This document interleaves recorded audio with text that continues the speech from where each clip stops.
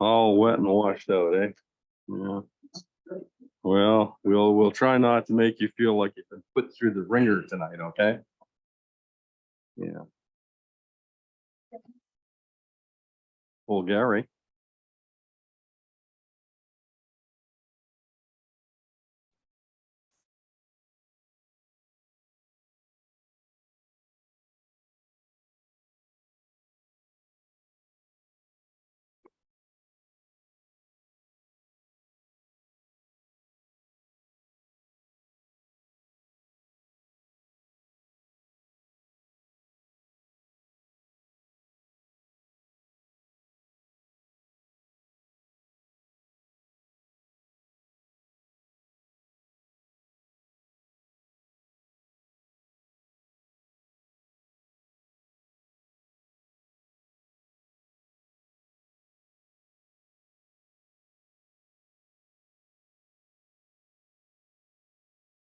Hey, Jennifer, can you make us the council chambers the host, please?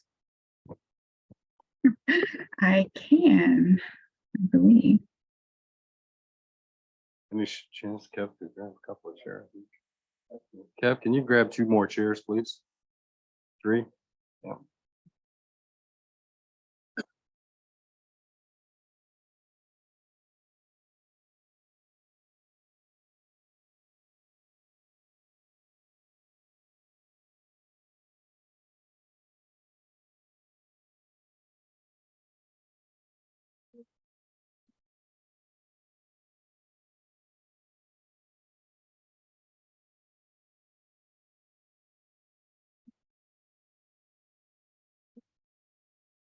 Once we get everybody all set up, we're good to go. Okay.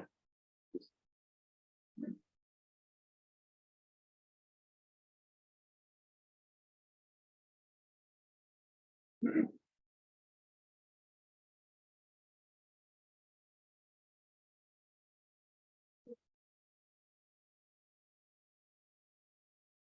waiting for that nod, Alan.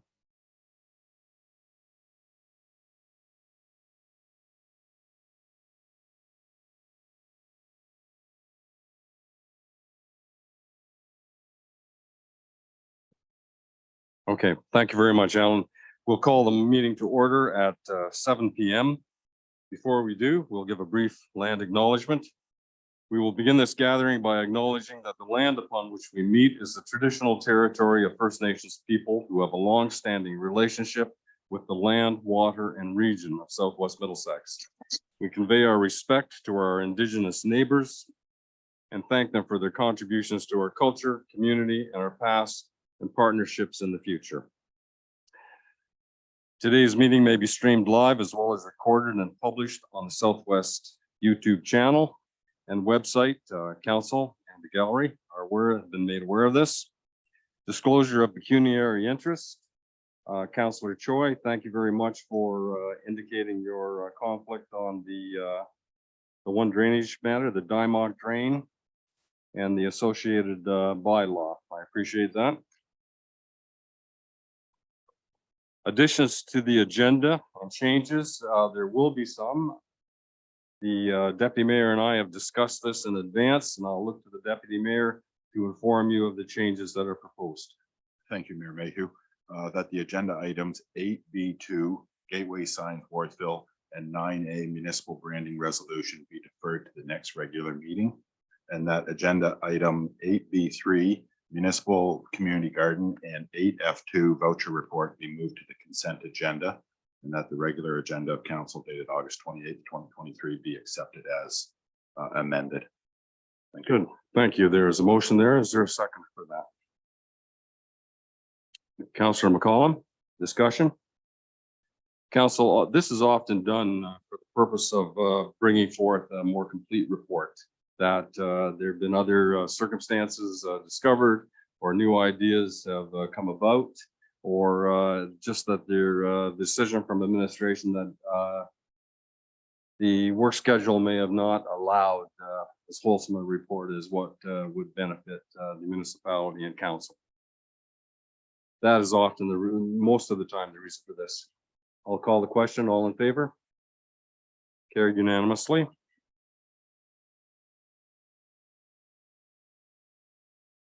Delegations and petitions. We have the Southwest Middlesex draft financial statements. Jennifer is with us, I believe, on I am. online. And Jennifer, thank you very much. We welcome you to Southwest Middlesex, and we welcome your presentation. And we know we have Kristen here with us as well. So with you and our treasury, we know we'll get a wholesome report here. Please go ahead. Thank you very much. Thank you for having me this evening. I am Jen Buchanan, the engagement partner for the annual audit from the firm Graham Scott Ent. I am going to share my screen. I'm going to walk through the draft financial statements. I'm going to keep it relatively high level and brief. I understand you have a packed agenda this evening, but if there are any questions, please interrupt me at any time, and I'll pause again at the end for any questions. After I go through the draft audit, I will speak very briefly to the audit findings letter, which is our communication directly with council about the findings of the audit. So on that note, I am going to share my screen. Okay. So these are the consolidated statements for financial statements for the year ended December 31st, 2022. I'm turning to the management's responsibility for financial reporting. This is just a reminder that all the information that we are provided does come from management, and that they are ultimately responsible. This is consistent with past years, and this is just something that is best practice to include at the front of the financial statements, acknowledging responsibility. So it will be signed once the statements are approved by Mr. Mike Henry and Ms. Kristen McGill. We then turn to the independent auditor's report, which is my report to the members of council, inhabitants, and ratepayers of the municipality of Southwest Middlesex. It is a clean audit opinion, and I will read the brief opinion paragraph. So in our opinion, the municipality's financial statements present fairly in all material respects the financial position of the municipality as at December 31st, 2022, and the statements of its operations and its cash flows for the year then ended in accordance with the Canadian accounting standards for public sector entities. The remaining parts of this independent auditor's report go through the responsibilities of management, as well as those charged with governance represented by council, and then finally the auditor's responsibilities. Assuming these financial statements are approved this evening by council, the audit report will be today, August 23rd, 2023. I am now turning to the consolidated statement of financial position, which is a listing of the financial assets and liabilities of the municipality as at December 31st. So a few months ago at this point, but I'll just give you some of the highlights on some of the balances. The first balance you'll see there is cash, obviously a significant decrease in cash, mostly relating to timing differences really. At year end, there were some large amounts in accounts receivable. You can see there $4.7 million. So that included some significant government grants that were actually, one of them was only received quite recently in July. And so that was outstanding cash at year end. And similarly, there was a lot of capital work in 2022, and the cash was utilized for that purpose. So we do have that lower cash balance right at that point in time at December 31st. Other than that, land held for resale. So that 99,000 last year, I believe, represented about 6 little parcels of land, and 2 were sold in 2022. So now we have the remaining amount still sitting on the balance sheet there. So we have total financial assets there of 6.5 million. In terms of our financial liabilities, the only thing sitting in the deferred revenue obligatory reserve fund is the OCIF funding. So that is disclosed in note 9. Accounts payable, accrued liabilities, again, we're seeing that increase over prior year, and that's just due to all the activity that the municipality had ongoing in 2022, including capital expenditures and other projects. The landfill closure liability we'll look at a little bit closer when we get to note 14, but that is the estimated cost to close the 2 landfills in the future, and that's based on an external report. And so each year we review that report to make sure that we have enough booked to cover that eventual liability, and that is required by the accounting standards. So we have total financial liabilities there of 6.5 million. Resulting in a small net financial asset balance of $4,000. We then have our tangible capital assets. We see an increase overall over prior year. Again, a lot of capital work during the year, offset by amortization and any disposals. And primarily, we have a lot in work in progress, which means it has not yet been finished yet, the project. And that primarily included the arena for at December 31st, 2022. So we have a total non-financial assets of 80,130,000, accumulated surplus of 80,135. Pause briefly. I'm not seeing any waving hands, so I'll keep going. So we get into the consolidated statement of operations and accumulated surplus. This is the real meat and potatoes of the statements. This is the revenues and expenditures for the year ended December 31st, 2022. First column I'll point out is the budget. What we do, and you'll see it in note 15, is we take the council approved budget. We do make some adjustments for accounting standard purposes, PSAB adjustments, and then we have the budgets that presented here. So you can look to note 15 if you have any curiosities about that. In general, most of the amounts are very comparable to both the budget and to prior year. We're not seeing any really significant unexpected balances in revenues. So we have total revenues for the year of 12,028,000. In terms of expenses, we are a little bit higher in general government, both than budgeted and prior year. And that's primarily relating to some of the work related to some of the grants, as well as some slight staffing changes year over year. And then continuing down, again, we're very on mark with budget in most of the expense categories.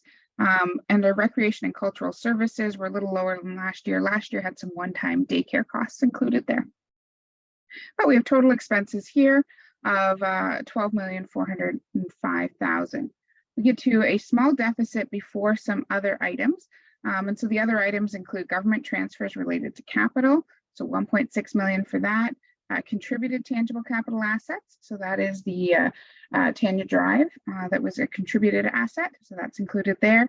And then the loss on disposal of tangible capital assets, which is primarily relating to updating sidewalks and roads. So we have the total of those items, and then that brings us to our excess of revenue over expenses, or our surplus for the year, of 1.2 million. Okay, I'm not seeing any questions yet, so I'm going to keep going. We then get into the remaining parts of the financial statement. Really, this schedule and the statement of cash flows, just accounting exercises, more repeats of numbers we've already looked at. And we then get into the notes to the consolidated financial statements. The first thing I do want to point out, just because this is relatively new to the municipality, is the consolidation. So these are consolidated financial statements. They do include the municipality's portion of the Tri-County Water Board, and that is based on water flow. And so it is basically 24.72% of the water board is included in these financial statements. So I just wanted to point that out and remind everyone of that. Continuing through the financial statements, I was just going to point out here in accounts receivable, so you can see the large portion of government grants. And as I mentioned, a significant portion of that was collected subsequent to year end, just recently in July, actually. Okay. In terms of our accumulated surplus, this is where you can sort of see the breakout of how the surplus is divided. Obviously, the majority of our $80 million surplus is our investment in tangible capital assets. And then we do also have our reserve balances as well. So you can see reserves here of 6.9 million, and then water and sewer reserves of just over 4 million. We have amounts to be recovered of the landfill closure and post-closure costs we talked about earlier, 3.4, and then unfunded capital. So that just means you funded it yourself internally. Okay. Continuing on. Note 13, I like to point out just because it could one day be an issue. I believe it's something all councillors are aware of, but it just refers to contaminated sites. This is something that does need to be disclosed. So it's just important to recall that the municipality has identified 2 sites that may need remediation in the future, and that those are being evaluated. The landfill closure, post-closure liability. So there are the 2 landfills, Limerick and Trillium. We talked about this last year, but I will certainly update everyone again. So there is a requirement to have a third-party report prepared, which estimates the closure costs. And the closure costs currently for Limerick, 900,000, and the closure cost for Trillium, 2.4 million. Obviously, those are estimates, but based on an expert opinion. We have accrued in the financial statements 3.8 million. And so that's using those amounts, discounting them back to what we think they will cost in the future. But what I do want to remind people is that there is reserve funds for this eventual cost, and the reserve fund for Trillium has a balance of 630,000, and for Limerick 277,000. So a little bit of a discrepancy there, which I know the council is aware of, but I wanted to point out as well. Okay, note 15, this is where I was mentioning that we have the approved council budget and then the PSAB budget, and you can see the adjustments there. We then get into the final pages of the financial statements. You can see the expenses broken out in a slightly different manner. That is required financial statement disclosure. And then similarly, we have the segmented disclosure schedules at the end of the statements. So this is where you can see the revenues and expenditures just broken out further by the different segments or operating departments of the municipality. We get to the same surplus, $1.2 million there. So I did want to keep my initial presentation brief, but I am happy to answer any questions if there are any. Thank you, Jill. Council, are there any questions you would like to pose to our auditor? Jill, I see no hands, so continue on. Okay, perfect. I'm going to stop sharing because that helps me see everyone a little bit better. So the final comments I wanted to make is we do issue what's called an audit findings letter that is addressed to those charged with governance, which is council in this case. And it just goes through sort of a summary of the audit. In your case, it's good news. It is a no issues letter, which means there were no disagreements with management. There are no suggested changes to accounting policies. No internal control deficiencies were identified. No unadjusted differences, etc. But I do always like to share that because it is good news. You should know that there are no issues, and that letter is available for your review as well. So that was the final comment I wanted to make. The other thing that we do assist the municipality with is the preparation of the FIR, which is required annual reporting, and that is still being worked on, but will be completed by the end of the month. So those were the main things I wanted to share, but if there are any questions, I'm happy to address those. Okay, thank you. Yes, Martin, please go ahead. Thank you, Mayor Allen. As far as the landfill with the Limerick site, I believe there was an agreement that Chatham Kent was supposed to pay for a part of it and Newbury was supposed to pay for a part of it. Is that in the figures here? Yeah, because they use those services, part of the closure would be allocated to those two municipalities, and the councillor has asked if those are taken into consideration in total landfill costs, but I don't think that would be part of a financial statement process. That would be subjected at the time of the action. I can speak to that. Yeah. We've put Chatham Kent and Newbury on notice that we will be invoicing them, but we're waiting to accumulate the costs for these. The amounts that are included in the financial statements are a total of the anticipated closure costs. So they're kind of an approximation of what we think it might cost, but we still have to bill Chatham Kent and Newbury for those. Okay, thank you. And where are we now, Jill? Or Jennifer, where are we now? In terms of the landfill?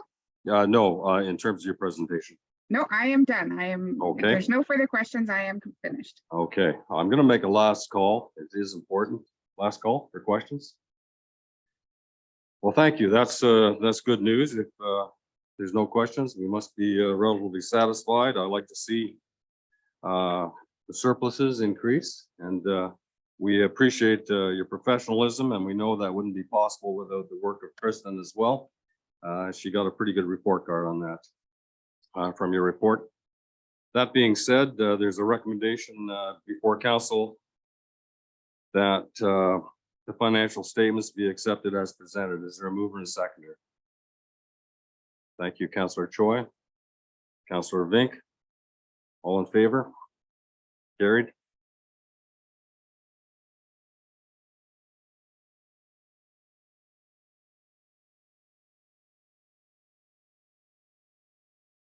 The consent agenda has been circulated and is before council. There are 7 units of municipal correspondence, a provincial correspondence, 1 unit and 2 minutes. Are there any that you wish pulled? Seeing none. Mike, did you have one? I just have one quick question. Yeah. If I could. Yep, If it's go ahead. okay if we go. I just see under the Middlesex Council highlights that there was an attachment for the options for the Glencoe Paramedic Station still being under review. That's correct. And I just wondered if there was any update. There is no or- update on that whatsoever. As you may know, that was a consideration. There has been some land targeted for that, but the property matters generally are dealt with in confidence, and we'll just let that go for now. Thank you. And okay, any other questions? Then I'll have a motion that we accept the consent agenda as circulated. Is there a mover? Jody and Deputy Mayor seconded it. All in favor? Carried. Committee of Adjustments, there is none. And Stephanie, we're at your neck of the woods right now in planning. If you could introduce the purpose and effect of your agenda item here, we'd appreciate it. Certainly. I'm just going to take a moment to share my screen first.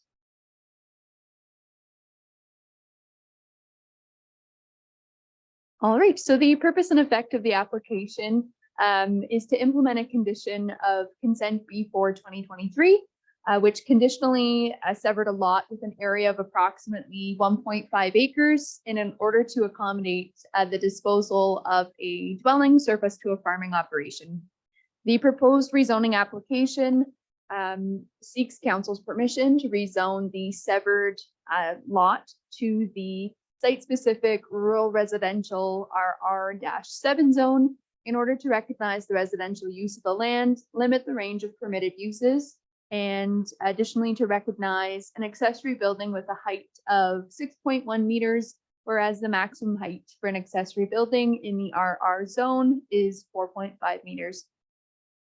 Additionally, the application proposes to rezone the retained lands to the agricultural A2 zone, and that's in order to prevent the construction of a dwelling. Staff are of the opinion that the proposal is consistent with the provincial policy statements, the county official plan, and the Southwest Middlesex official plan, and therefore recommend that the application be granted. Thank you. Thank you, Stephanie. There is a process, council, that we must work our way through on this. At this point, we're at the applicant's remarks. Would the applicant wish to make any marks? Please come forward. Alan will make sure you're comfortable. Welcome to Southwest Middlesex. How are you? Good. And just state your name for the record. My name is Courtney Sinclair. I'm here as agent for the applicant. I don't Okay. have any comments, but if anyone has any questions, I'm happy to answer them. Okay.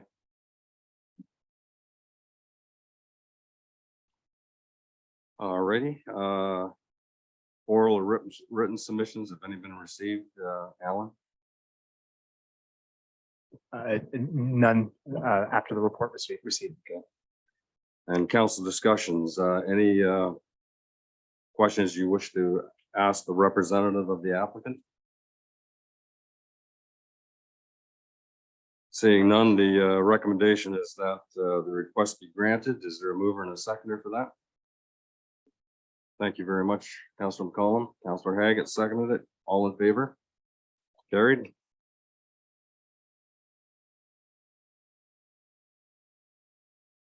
Seven B of your let's check this here and make sure I'm on there. 7B is Court of Revision. We have some work to do regarding assessments scheduling. Council, we require a motion that we go into Court of Revision. And if you so wish, I would be pleased to be the chairman of that. And that the councilors involved through application have been Martin Vink, Mark McGill, Mike Scholdice, and Don McCollum. And as I indicated, if it's acceptable to you, I will share that. Is there a mover and a seconder for that? Councilor McGill, Councilor Haggett. All in favor? Carried. Okay, we are adjourning the council meeting at 6:25. And we are sitting in the court of revision at this moment. Call the meeting to order, 6:25. We remind council and those who are appealing the allocated assessment that we are speaking solely about assessment, not about engineering. Purpose of the court is clearly defined by statutory powers and procedures act. And our purpose here is to reallocate any funding. Is there any disclosure of pecuniary interest? And it has been stated, yeah, no, we're okay here with the members of the board appointed have not any conflict. We will start off with 3A, the Camplin drain. Street and Associates will present the engineering report, and then we will get into our schedule of deliberations. Thank you, Mike, for being with us tonight. Can you give us a quick scenario of this? Yes, and this is the quarter revision meeting for the Camplin, correct? Yes. Okay, so there was some information provided by a landowner that a surface culvert underneath Colesfoot Drive was removed, and the water from that side of the road can no longer get into the drain. So we made a revision, a recommended revision to the assessment schedule, and have included that as part of the package to be accepted by the court. It has been distributed to the landowners, so they're aware of it. So it is our recommendation that the revised schedule be adopted. I am unaware of any other appeals. Okay. The revised schedule be adopted. Okay.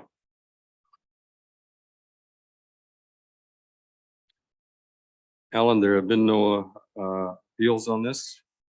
No, Chairperson. Questions from members of the court of revision? Are there any?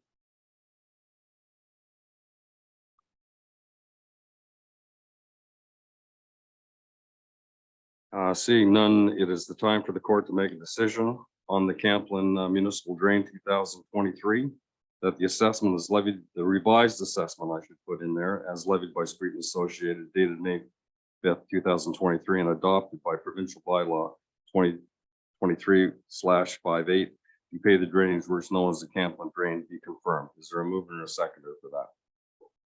Members of the court? Okay, Councilman Collum, Councilor Vink. Questions? All in favor? Carried. The stocking drain is number 2. Mike, if you could introduce this one to council on the stocking drain branch 2 and 3, 2023 to the court. Yeah, yes. On this particular drain, I believe there was a submitted appeal. I'm not sure of the timeline of it, but I believe council may have it. There is one landowner, and that is the Marintet property, has appealed. The grounds of the appeal are more on financial constraints of the property and not necessarily the calculations that have been Point of provided. order, Mike, I'm just going to have to bring it to your attention right now. My apologies to the engineer.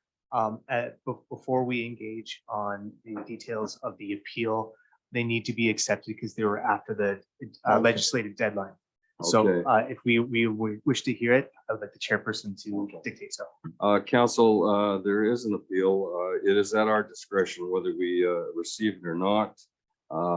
Sometimes the council will ask for justification on it, but what's your wish, Councilor Myers? Okay, no problem. Yep. Okay, go ahead.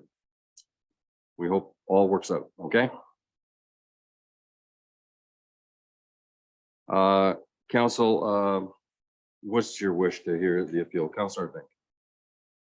Yes, I like to hear the appeal. It doesn't force us to change the quarter revision. Yep.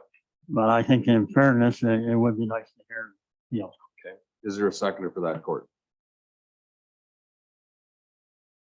Okay, thank you, Councilor McCollum. All in favor? Carried.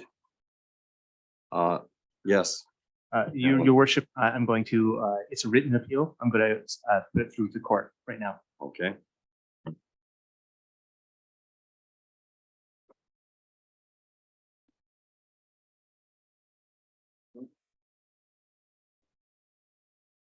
Thank you.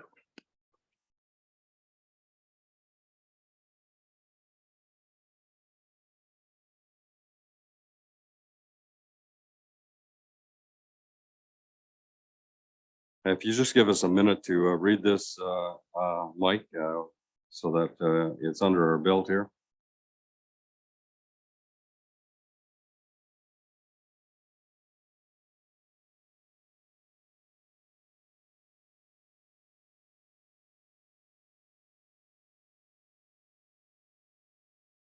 Okay, thank you.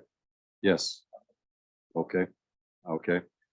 Keep an eye on this, Mike, for. Okay, I have no doubt the rain has caused some issues. Is that going to affect our court of revision by Jody? We continue Let me on? know if you need a Okay. hand. Okay.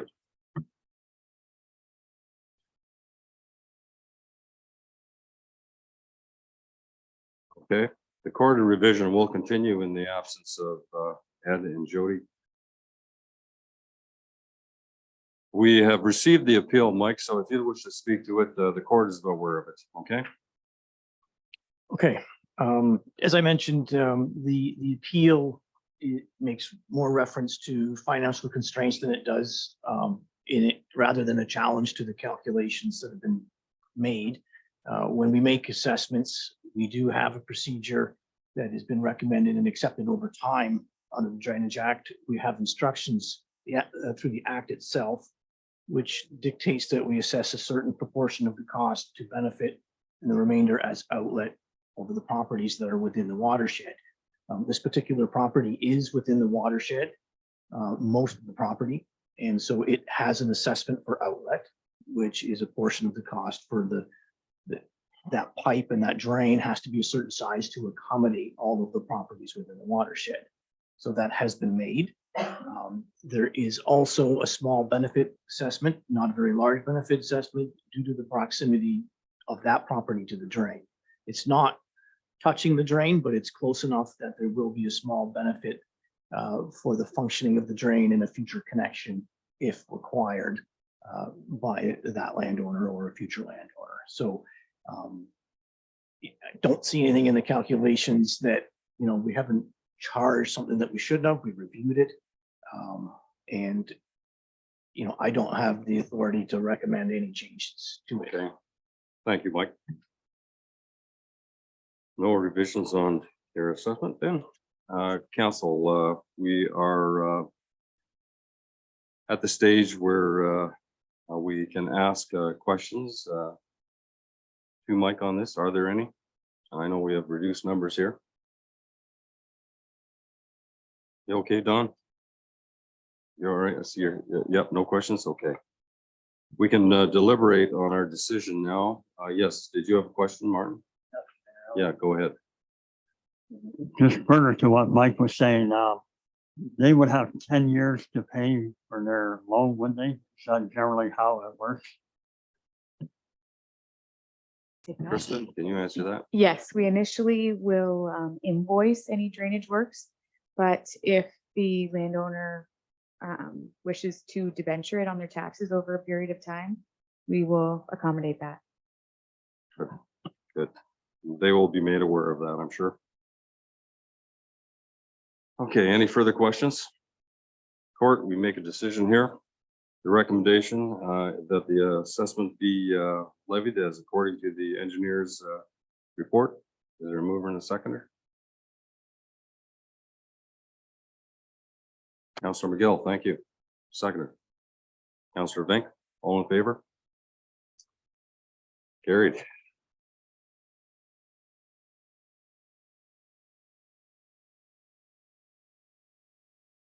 Mike, you've got one more here, the MacArthur Drain branch. If you could, oh, yes, Just for record, guys, this is a court. Could you ask for all opposed?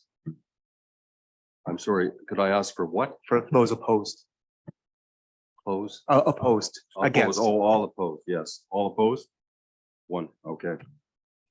Still carried, okay, thank you. Don, I missed you on that, I'm sorry. Okay, I thought it was unanimous. MacArthur Drain, branch A 2023. Oh, code. Code, we are 3C code 2023. Mike DeVos, if you could bring this to council's attention, walk us into this, please. Okay, being in the court revision, it deals with appeals to the assessment, and I'm not aware of any. Okay. Questions from members?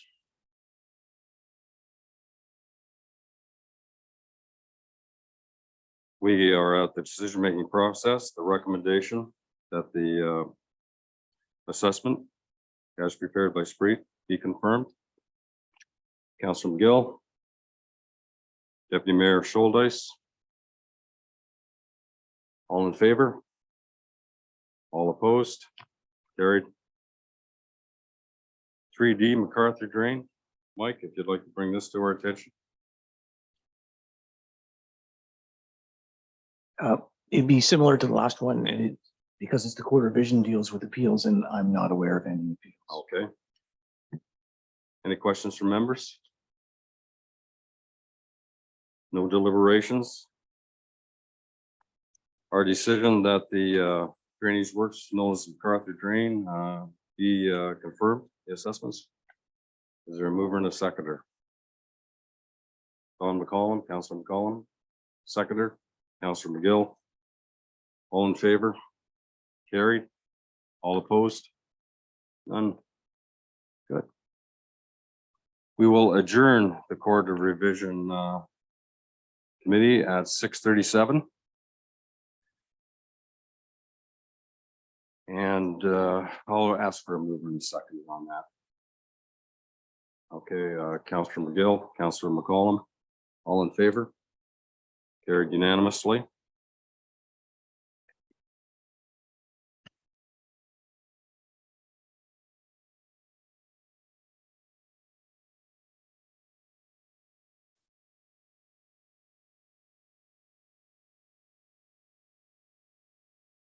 Upon the Court of Revision, we will accept a motion that council reconvene its regular meeting at 6:38. Is there a mover and a seconder?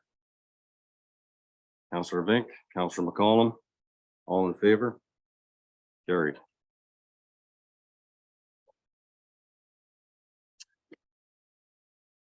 And we are now in staff reports. The first 8A1 is Black Drain needing to consider. Is Andrew with us today? Alan? I am here virtually. Oh, you are here virtually. I don't see you on the screen there. Okay. Yeah, it wouldn't allow me to do that for some reason. Okay, so- yeah, may have something to do with our weather. Andrew, walk us through the Black Drain and your recommendation. So the Black Drain is a request under Section 78 of the Drainage Act.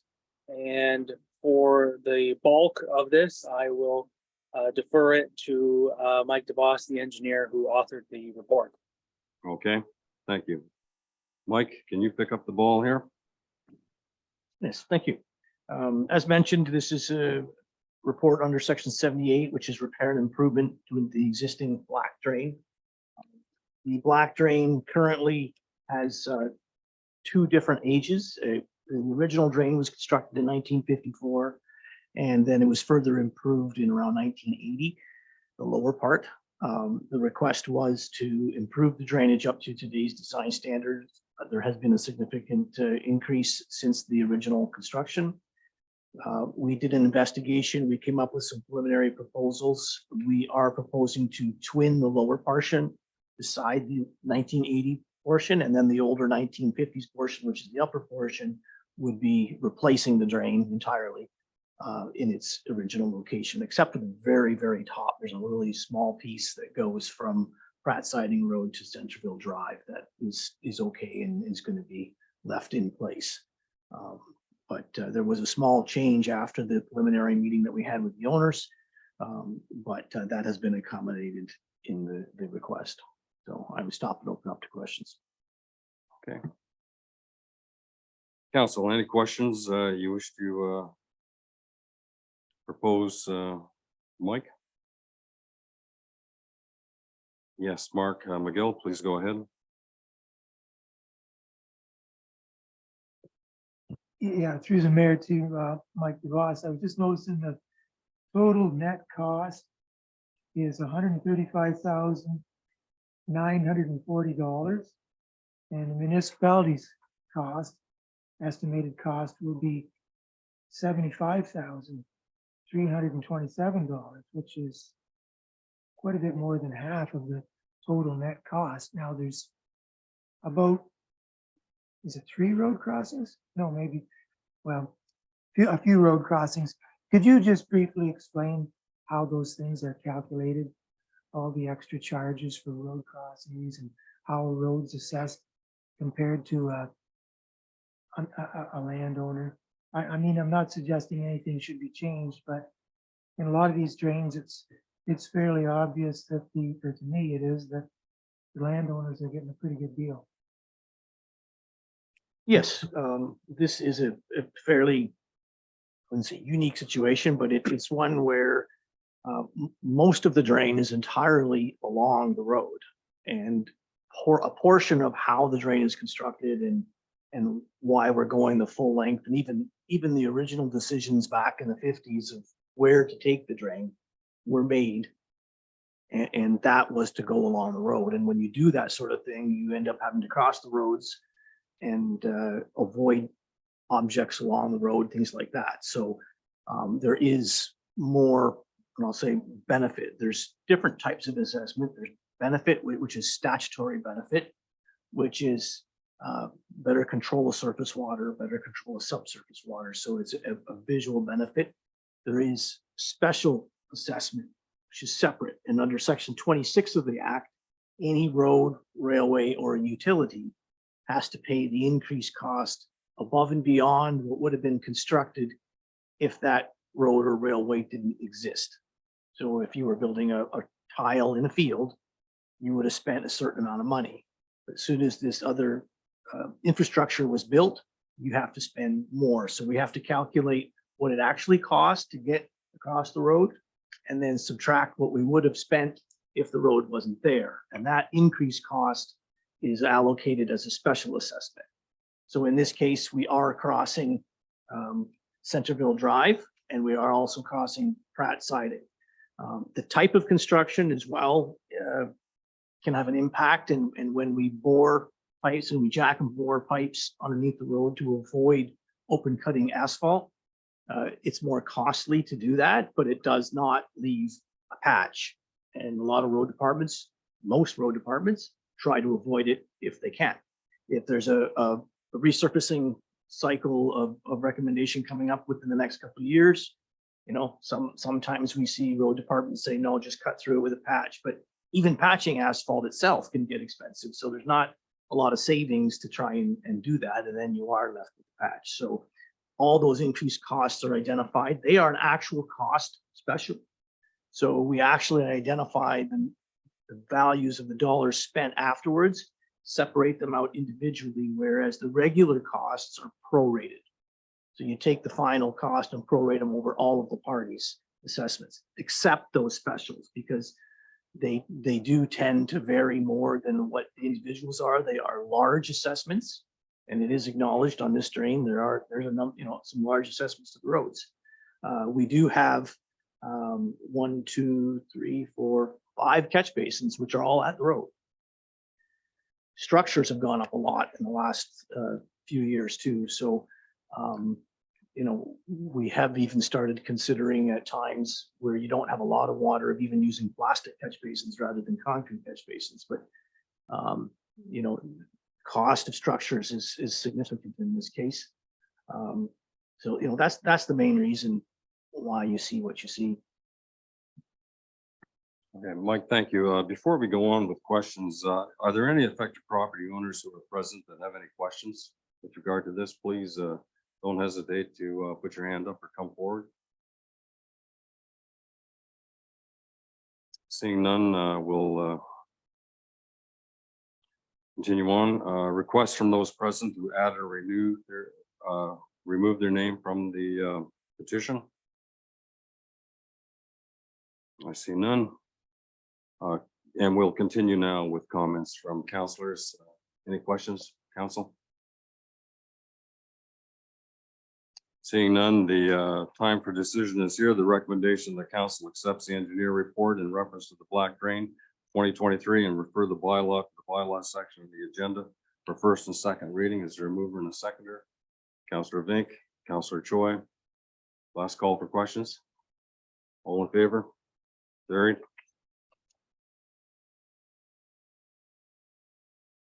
And the Moore Goff Drain 2023, Mike, you could entertain that, please. Oh, Dymic Drain, I'm sorry, Dymic Drain, yep, Dymic Drain. Go ahead, Mike, on the Dymic. And Councillor Choi has declared a conflict of interest on this.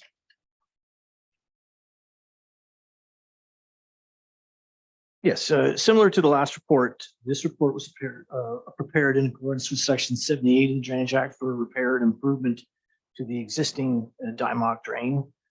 It was originally constructed in 1951 through an engineer's report. The bottom portion of the tile was repaired and improved through a small report in 2008 to improve the outlet of the existing tile. But not the most of the tile drain upstream or the channel downstream of that. The landowners requested that the original drain be replaced due to its age and condition and size, and that surface inlets be installed along the way to capture as much surface water as we can. We did find that the channel has significant grade and has some erosion on it, and we are recommending some erosion control measures within the channel to try and help slow the water down. They're almost like steps where the water then would go slow and flat between the steps and then drop down where there is stone protection to remove the energy of the water as it's going down the channel. And I'd stop and open up the question. Okay. Questions from any affected property owners or any of their representatives from the floor? I'll just give you a minute. Yes, there's one at the back, and please come forward and state your name for the record, and Alan will make sure you're comfortable there, or Kristen. Okay.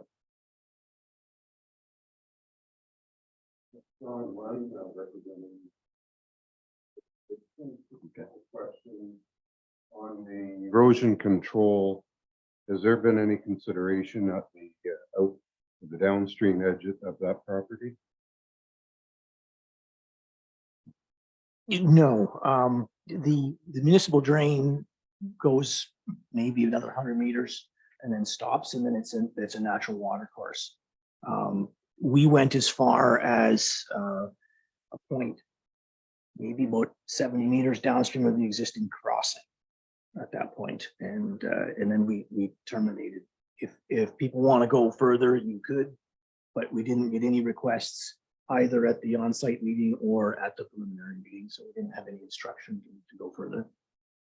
Okay, thank you. And another point, just a request, if there's any excavation material surplus, there's a private drain that needs some fill for a repair.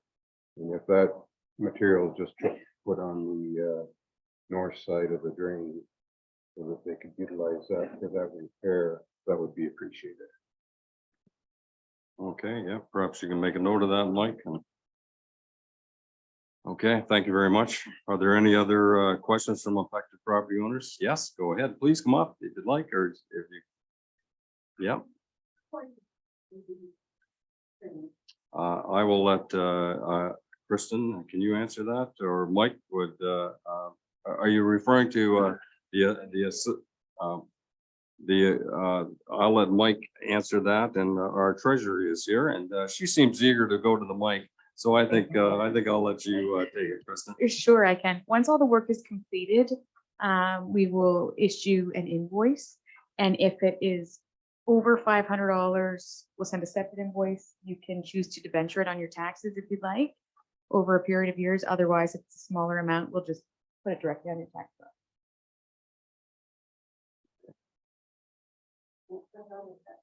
Yeah. Mhm. You will if it's significant, yes. If it's over It's your 500. choice whether Yes. you want to put it on your taxes. Yeah.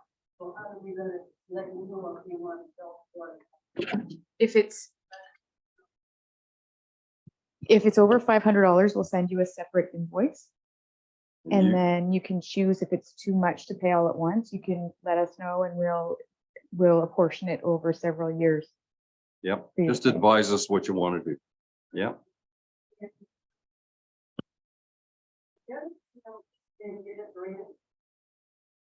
I believe so, yes, and yeah. Yep, Kristen, We apply for the grant and bill you for the net amount. yeah, we apply for that grant on their behalf, Yes. so you don't have to worry about that, okay? And in addition to that, our drainage superintendent, Mike DeVos, has some input here as well. Mike, please go ahead. With the granting, your property has to be receiving the farm tax rebate on your taxes to be Mhm. considered agricultural. It's an agricultural grant provided by the Ministry of Ag and Food.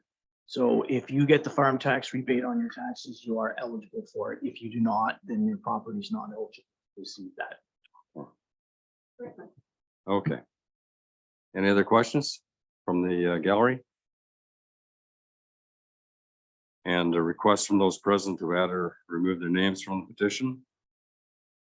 And council, it is your turn to ask any questions, should you have any.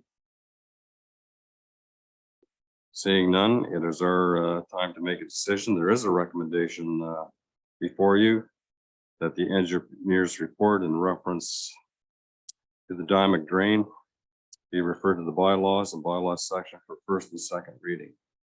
Is there a mover and a seconder for this recommendation?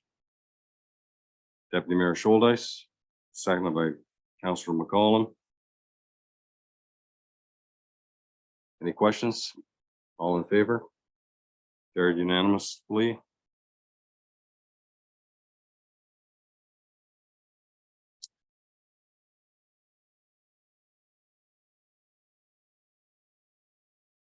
We are on the drainage number 3, the Moore Goff drain 2023.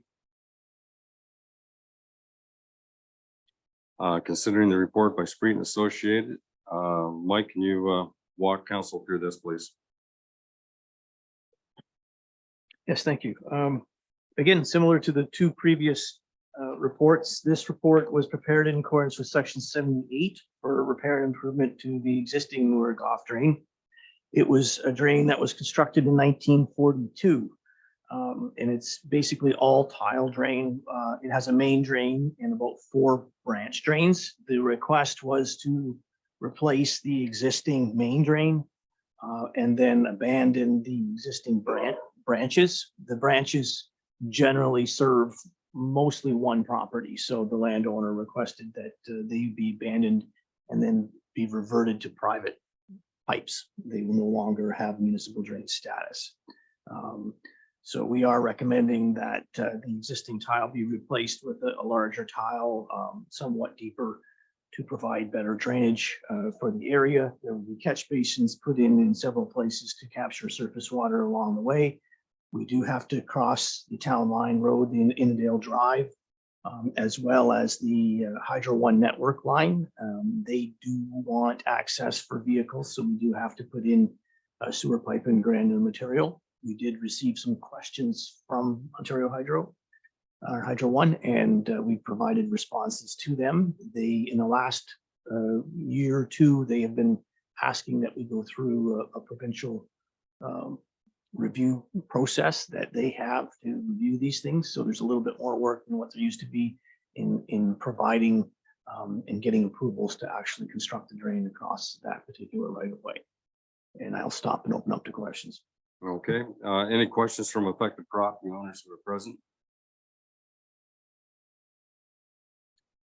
Seeing none, requests for those present to add or remove their name from the petition? Seeing none, comments or questions from members of council directed to Mike? Are there any? Seeing none, council's decision that the time for decision making, the recommendation put forth that council accept the engineer's report in reference to the Morgoth Drain 2023 and refer the bylaw to the bylaw section of the agenda for first and second reading as we close the meeting. Is there a mover and a seconder for that? Tom McCollum. Councillor Vink. Questions? All in favor? Carried unanimously.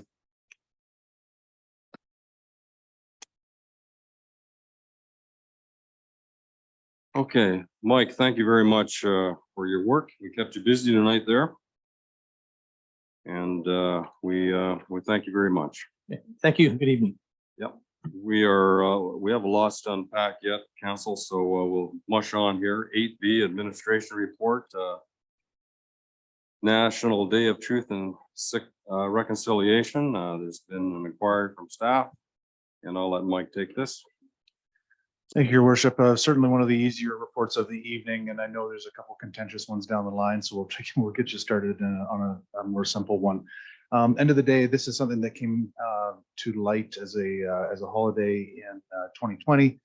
It was pushed through, and we noticed it wasn't here. We wanted to give this council the opportunity to get ahead of things in light of some of the union decisions that have been made in the province. There was 4 major unions that have forced this holiday to come into effect. And to sum it up, we would be joining 6 of our other neighboring communities in the municipality by taking this day on as well. So it's there for council's consideration, and I'm certainly here to help if you have any questions. Councilor, are there any questions you wish to ask? Like through the chair? Yep, go ahead, Martin. Thank you, Mayor Allen. First of all, I was reading the report and I can't seem to get the report now. So Middlesex County does not have this as yet, is that correct? I can speak to that.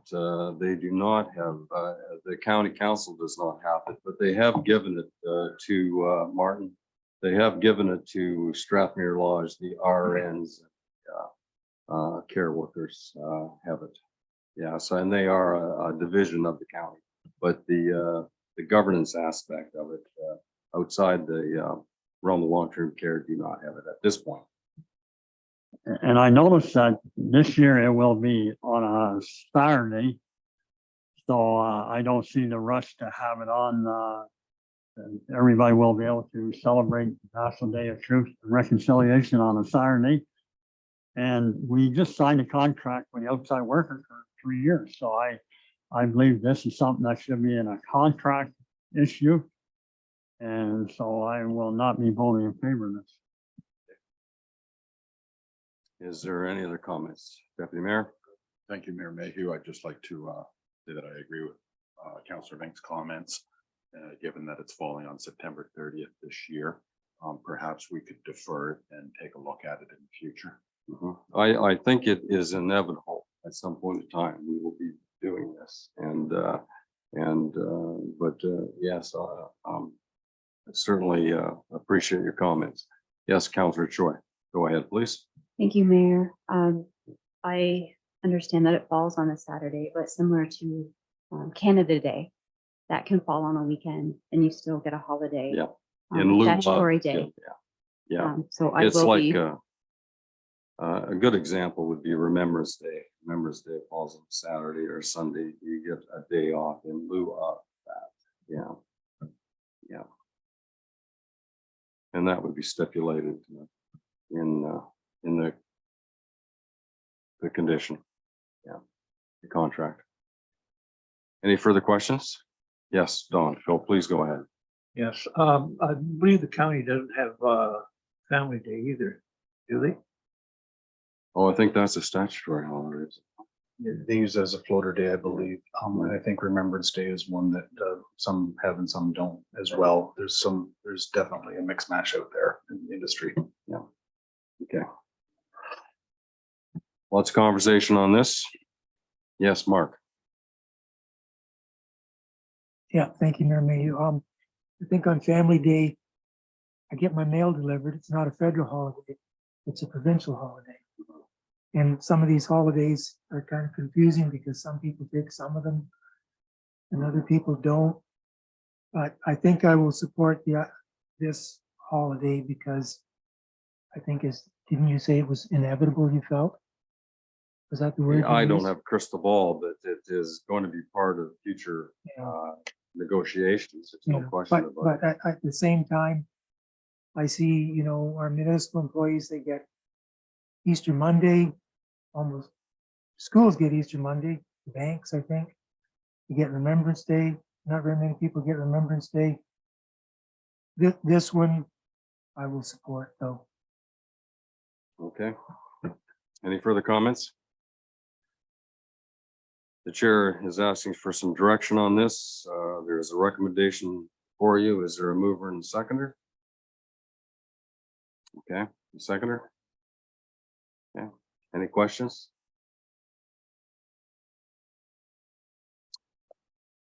All in favor of the recommendation? All opposed? Motion is defeated. But again, I'm sure this will come before us.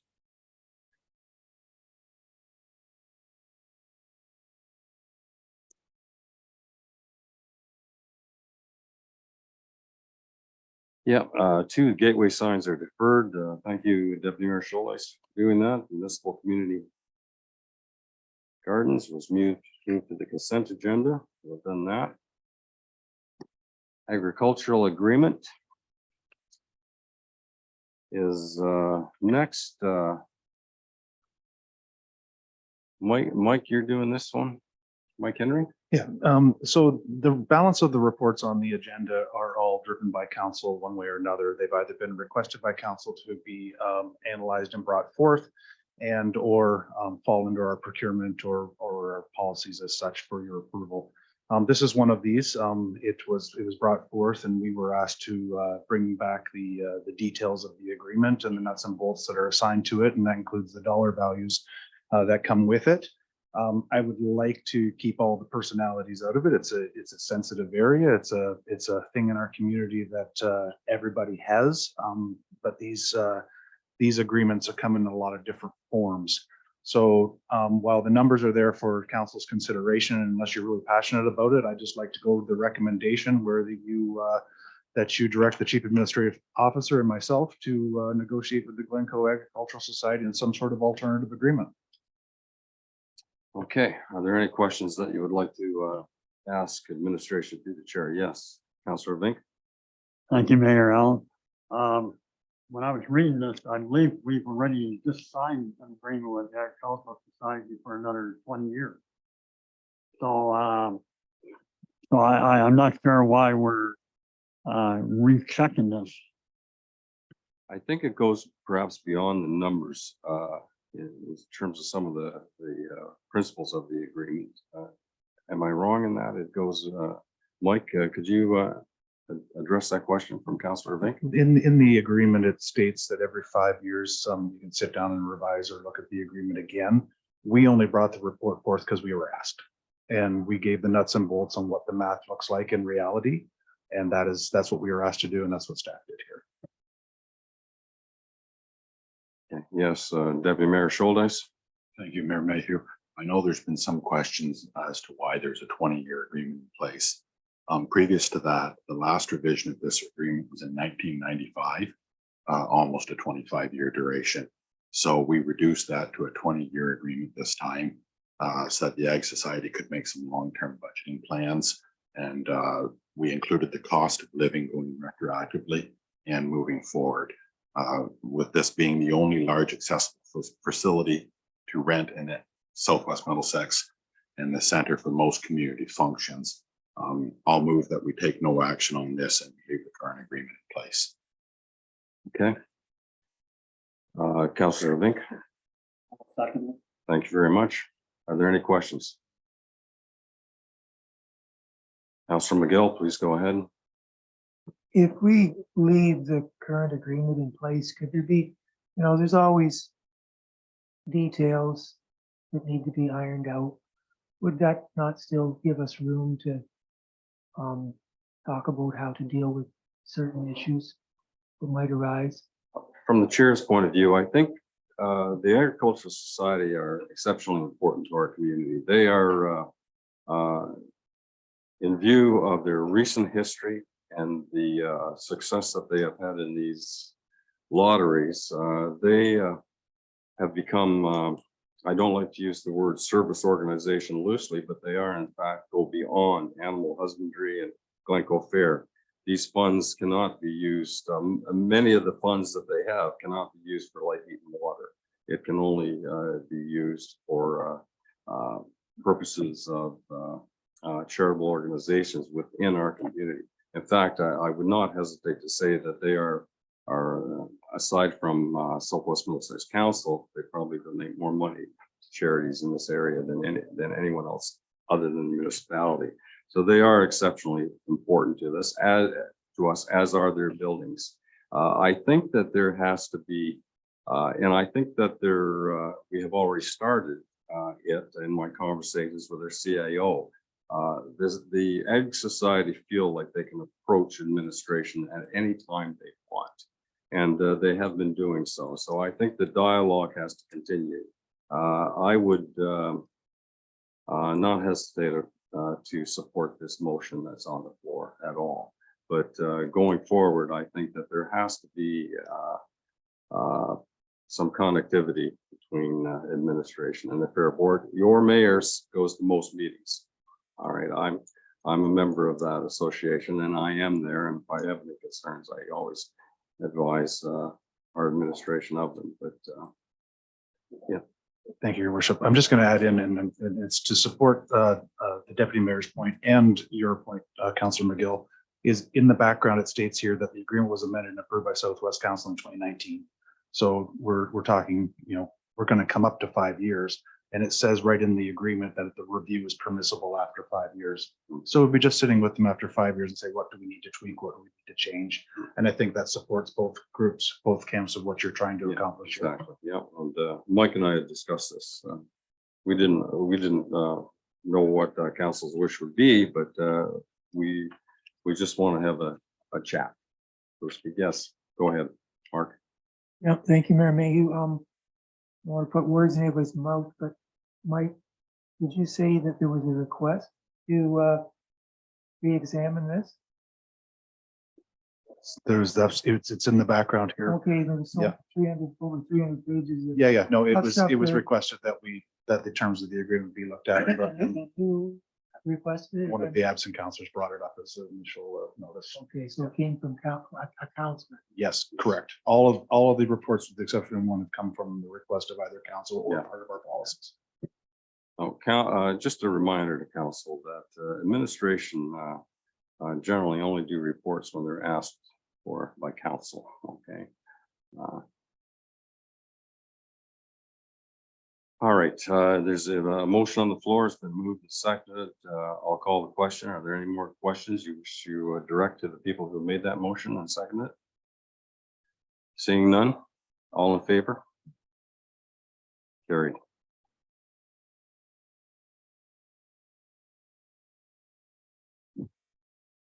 Five, animal control bylaw bite regulations. Alan, this has come to our attention.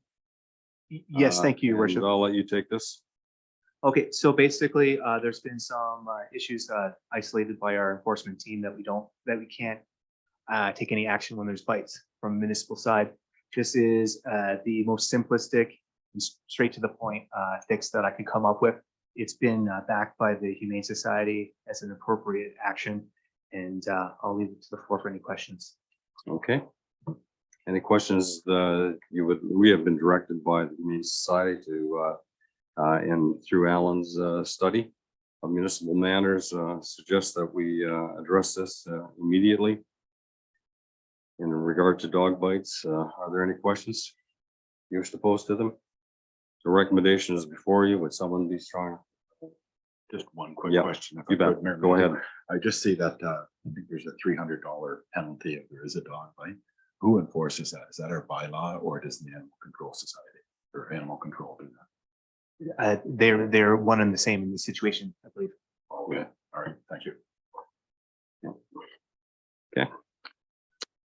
Is there a mover and a seconder to adopt the recommendation? I'll move the recommendation. All right, thank you. Any discussion? All in favor? All opposed?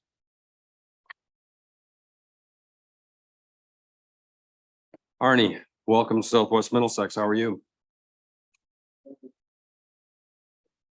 I hear you're going to give us the first half of 2023 building activity, eh? That's correct. Good, you go ahead. Thank you, Mayor Mayhew, and through the mayor to council.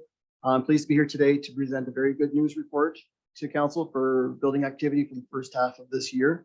In summary, we've seen the biggest highlight is the number of new dwellings approved this year. We're at 24, where last year at the same time we were at 7. So we've gone from 7 new dwellings to 24 in the first half compared to last year. So we're very pleased with that, and it's certainly bucked the trend of the county. So certainly, with number wise, Southwest Middlesex is leading the way with being very healthy this year. Good. There's 3 tables in my report. I briefly go through them. If there's any questions, please interrupt. The first table is just a summary of building permit fees collected this year, number of permits issued, and the value of construction. We've collected over $270,000 in building permit fees this year. The cost to Middlesex Center this year billed out so far is approximately $50,000. Table 2 provides a very detailed summary of the types of permits that were issued this year. Again, summarizing from single families to semis, residential renovations, and agricultural buildings primarily. You'll see in the second quarter of the 65 permits we issued this year, 51 of them were issued in the second quarter this year. So again, 51 of the 65 permits were issued in the second quarter. It's a very busy quarter this year. And I believe 21 of the 24 dwelling units were issued in the second quarter as well. Third table is a summary showing what's going on in the county amongst the 5 municipalities that we provide inspection services for. So if you want to compare how Southwest Middlesex is doing compared to the remainder of the county, we give comparator numbers of the first half of this year and of last year with each municipality. And again, Southwest Middlesex's totals significantly better than where we were last year this time, where others are struggling a little bit. North Middlesex and Adelaide Metcalfe have done very well. Luke and Biddulph and Middlesex Center have slumped a bit with the slowdown of new dwellings specifically. And if there's any questions, I'm happy to answer. Okay, Arnie, thank you very much. Yes, Councillor Vink, please go ahead. Thank you, Mayor Allen. Arnie, is there a difference in the cost for building permits for single family detached or semi-detached or townhouses? Yeah, through the mayor, it's the same cost is per dwelling unit. So whether it's a single, a semi, or a townhouse, it's the same permit fee, base fee. Okay. Any further questions? Yes, Deputy Mayor, please Thank go you, Mayor ahead. Mayhew. Just like to thank Arnie for the report. On average, how long does it take to submit a building permit and get approval if things are in order? Yeah, so through the mayor to the deputy mayor, it's sort of the rules of the building code. Depending on the type of building permit application comes in, we're on the clock to issue it within a certain time frame. So for a typical house or farm building, it's 10 days, and we are inside the 10 days to get a building permit from a complete application. Typically 7 to 9 days is where we're at. Perfect. I've had a few inquiries, so Yeah. thanks. Good. Oh. And I think you ain't seen nothing yet, right? Okay. Good. Arnie, thanks again from the chair. We appreciate all you do. And We also appreciate the way you handle people. It's really good too, and it shouldn't go unsaid, okay? Thank you. Recommendation is to receive this for information. Is there a mover and a seconder for this, please? Don McCollum, seconder. Councillor Vink. Questions? All in favor?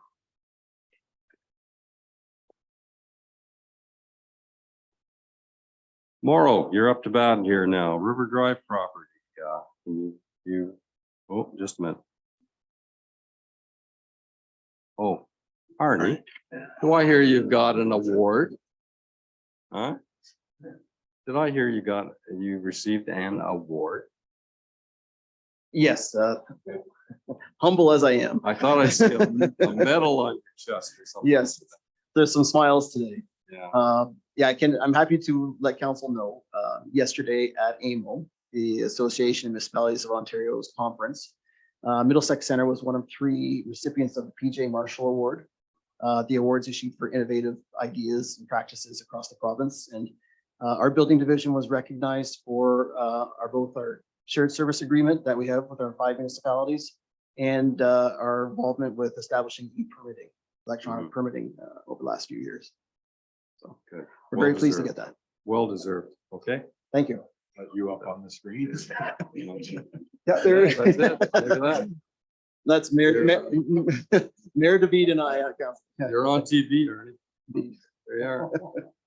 Congratulations, Arnie, if I may add in, and to take the deputy mayor's question, I think that's only going to help us with the expedition of some of the permits with the new intake and assigning. So good stuff.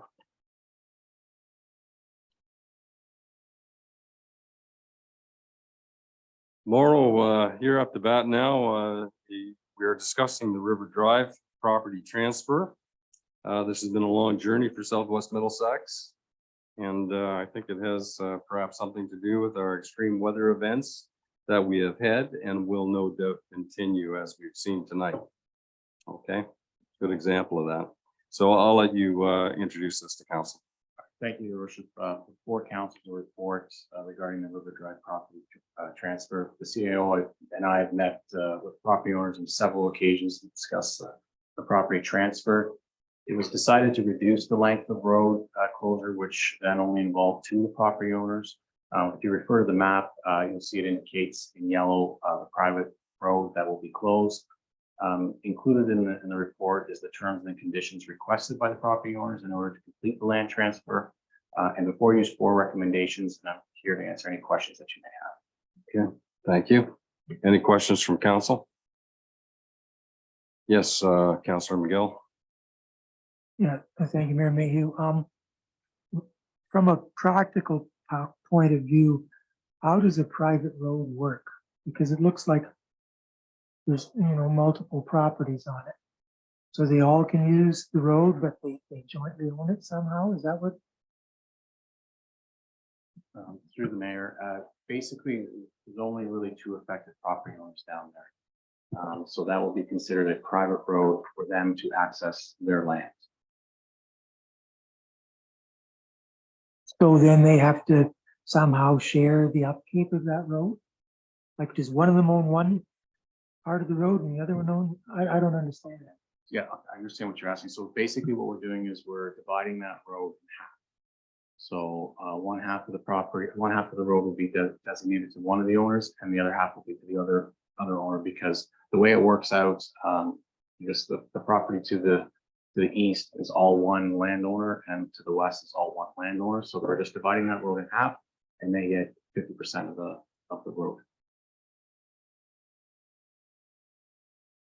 That makes sense. Any follow-ups, Councillor McGill? What would happen in a case like this if the landowner said, well, no, we really don't want to take it back. We want the municipality to keep ownership of it and keep maintaining it for us. Through your mayor, they will take the property. They both agreed to take 50% of the road. There's been with the terms and conditions that are stated in. Yeah, and I'll let Mike Henry chime in here. There's been some extensive conversation. on this. Yeah, Mike? yeah, thank you, Your Worship. This part was already actually council's decision to do this, and the decision was to turn this back over to the landowners. You sent us away back on May 10th to sit down with the landowners and negotiate how they would like to divide it up. At that time, we thought there was maybe 3 people involved. We were able to narrow it to 2, and then we talked about terms, and we're bringing back those terms to you as was requested. So that's what Marlo's brought forth to you today. We have everybody in agreement. They have their terms on taking care of legal and some gates at the properties, and then the cost associated with the finalizing. Great. Okay, yes, Deputy Mayor Schultz. Thank you, Mayor Mayhew. I apologize. I lost my internet here, so I don't have the report up. You did too. I just wondered where the gates will go and where the turnaround will go. I couldn't see on the map. Will there be gates at Big Bend Road, or will that remain open by and the other end? Yeah, so there'll be gates at Big Bend Road, just at the edge of the road allowance. And then I guess I'm trying to about halfway down the block. It's kind of in a gully area. There's a wide open area where we can construct a turnaround. So we met on site with property owners and tried to determine the best area that would be good for them, plus would be good for us, because we're gonna have to get our equipment down there and turn it around. So it's kind of in a gully area, but there's a wide open area where we can actually construct a turnaround, get the equipment, and install the gates. And there's no erosion issues there in that area? No, it's a flat area, and I think it's going to work well for all parties. Okay, perfect. Yeah, go ahead, Martin. Thank you, Mayor Allen. What about emergency services tomorrow? You mentioned something about that. How would they utilize the gates? Well, that's a fair question. The gates will have a lock and chain that's the property owners will have, because that'll be access into their lands. So if emergency services is called while they're working, they'll have to make sure that the gates are open so that they can access that point, because it will only be serving the 2 property owners down there. Property. Yeah. Yeah, but very often ambulances are accompanied by firemen. They would have the necessary tools to get any locks or chains too. Mauro, what is the width of the gate? It would be a fairly big gate, 24 feet, 30 feet? Yeah, I think one is 30 and one is 40. Okay, big gates. Yes. Yeah. Correct. Okay. Any further questions? Recommendation is before you. Would someone entertain the recommendation be moved? Councillor Vink, Councillor Choi, discussion? All in favor? Carried unanimously.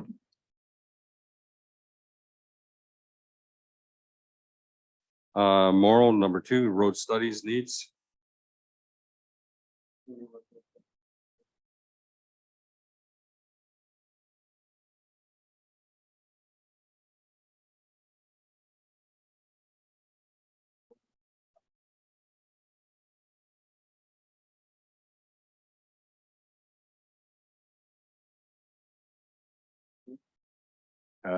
As stated in the report, the roads need study is a comprehensive report which assists the municipality with asset management and budget forecast for road maintenance, rehabilitation, and replacement projects. For you are 2 recommendations, and I'm here to answer any questions that you may have. Okay. Are we within budget, Kristen, on this? Yeah. Yep, Yes, we are. We are that's within great, Mauro. budget. Thank you. Any further questions? Yes, go ahead, Councillor Vink.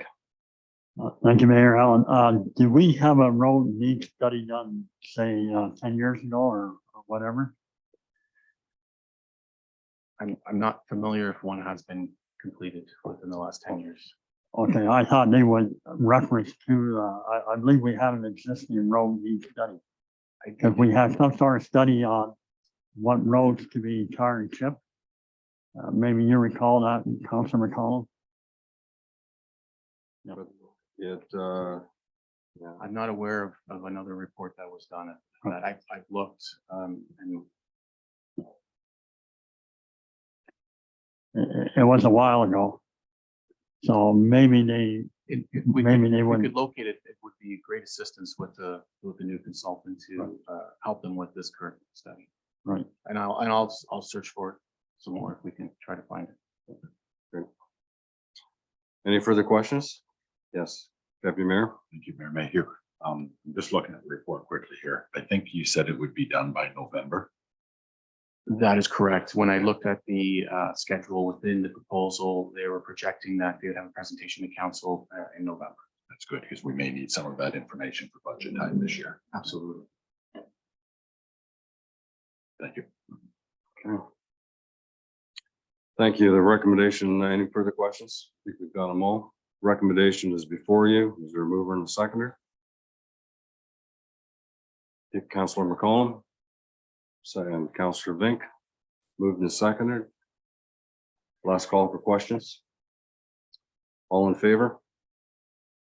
Carried unanimously.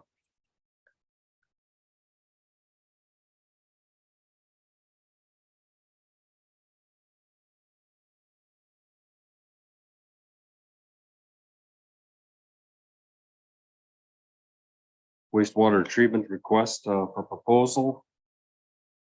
It's too bad Jody's not here for this. I know he was quite interested in it. Morrell, will you be walking us through this? Okay, Yes. please go ahead. All right, thank you, Your Worship. Before council is report regarding the RFP for the Glencoe wastewater treatment plant infrastructure. In conjunction with the county solicitor, we prepared an RFP to ensure that all the requirements were met as stated in the WSP master servicing study. The RFP closed on July 12, 2023, and we did not receive any bids. Under the direction of the county solicitor based on the municipal procurement policy, the municipality is permitted to single source for engineering consultant services. In doing so, this would allow us to keep the project progressing in a timely manner. Typically, engineering services are between the 15 and 20% of the project budget, and this bid submission falls within that range. Stantec is an experienced company with wastewater treatment infrastructure, and the proposal met the requirements of the RFP and is within our budget. Before you are two recommendations, and I'm here to answer any questions that you may have. We are well within budget on this, are we not? We are, yes. Yeah, significantly so, which was very good. That budget number, I think, also include the construction component of it, at which won't be completed this year. This will just be the engineering. Council, any questions you'd like to ask on this? Certainly is a good night to consider this, isn't it? Yep. Deputy Mayor Schultes. Thank you, Mayor Mayhew. I've already discussed this with staff and they've given me the timeline, but maybe just for the public record, could we get an idea of what timeline this looks like from now till completion? Yeah, so based on the schedule that I got in the proposal, we're looking to do the engineering this year. Hopefully get out for construction tender. I think it was March. Get the tender out for March and hopefully close in April. Good. Okay, thank Yeah, you. so we'll have shovels in the ground in the spring. That's the plan. Okay, that's good. Yes, Councillor Vink. Thank you, Mayor Allen. I'm looking at the budget situation. I know we had funding from different sources for this project. Part of it's gas tax, of which I'd like to see some of that in Moulton Township and Wardsville. But anyway, so how is this going to be budgeted, this first part? It already has been through your worship to Councillor Bank. It already has been. So it's part of the 3.82 that was already passed in budget. It's drawn from that. And then construction will come from the balance of those costs. So this was factored in as engineering as part of that project entirely. If I could ask. Yeah, one follow-up, yeah. Thank you, Mayor Allen. But that would have been over a few years. Is that correct? Yeah, generally what happens, and I appreciate the questions because generally what happens is you have a study done 1 year, your engineering's done in your next year and your construction is in your third. So you would pass the full budget amount at one point. In this case, what's happened is you had your study done, kind of gave you the ballpark price. In 2022, that came forth to you. You put it into 2023's budget. And then there was gas tax, there was OSIF funding, and then some from reserves. And I think it's slightly over $500,000 from reserves that came out of that.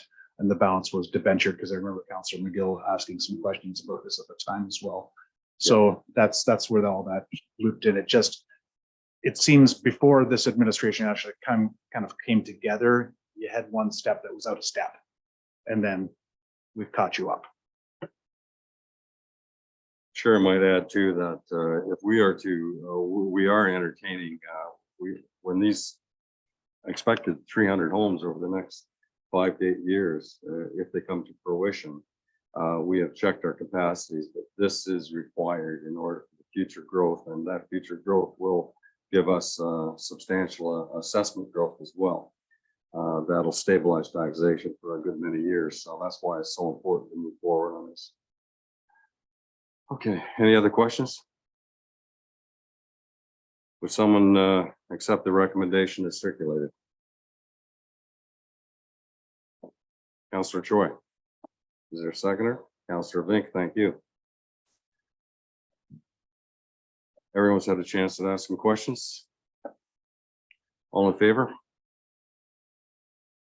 Carried unanimously.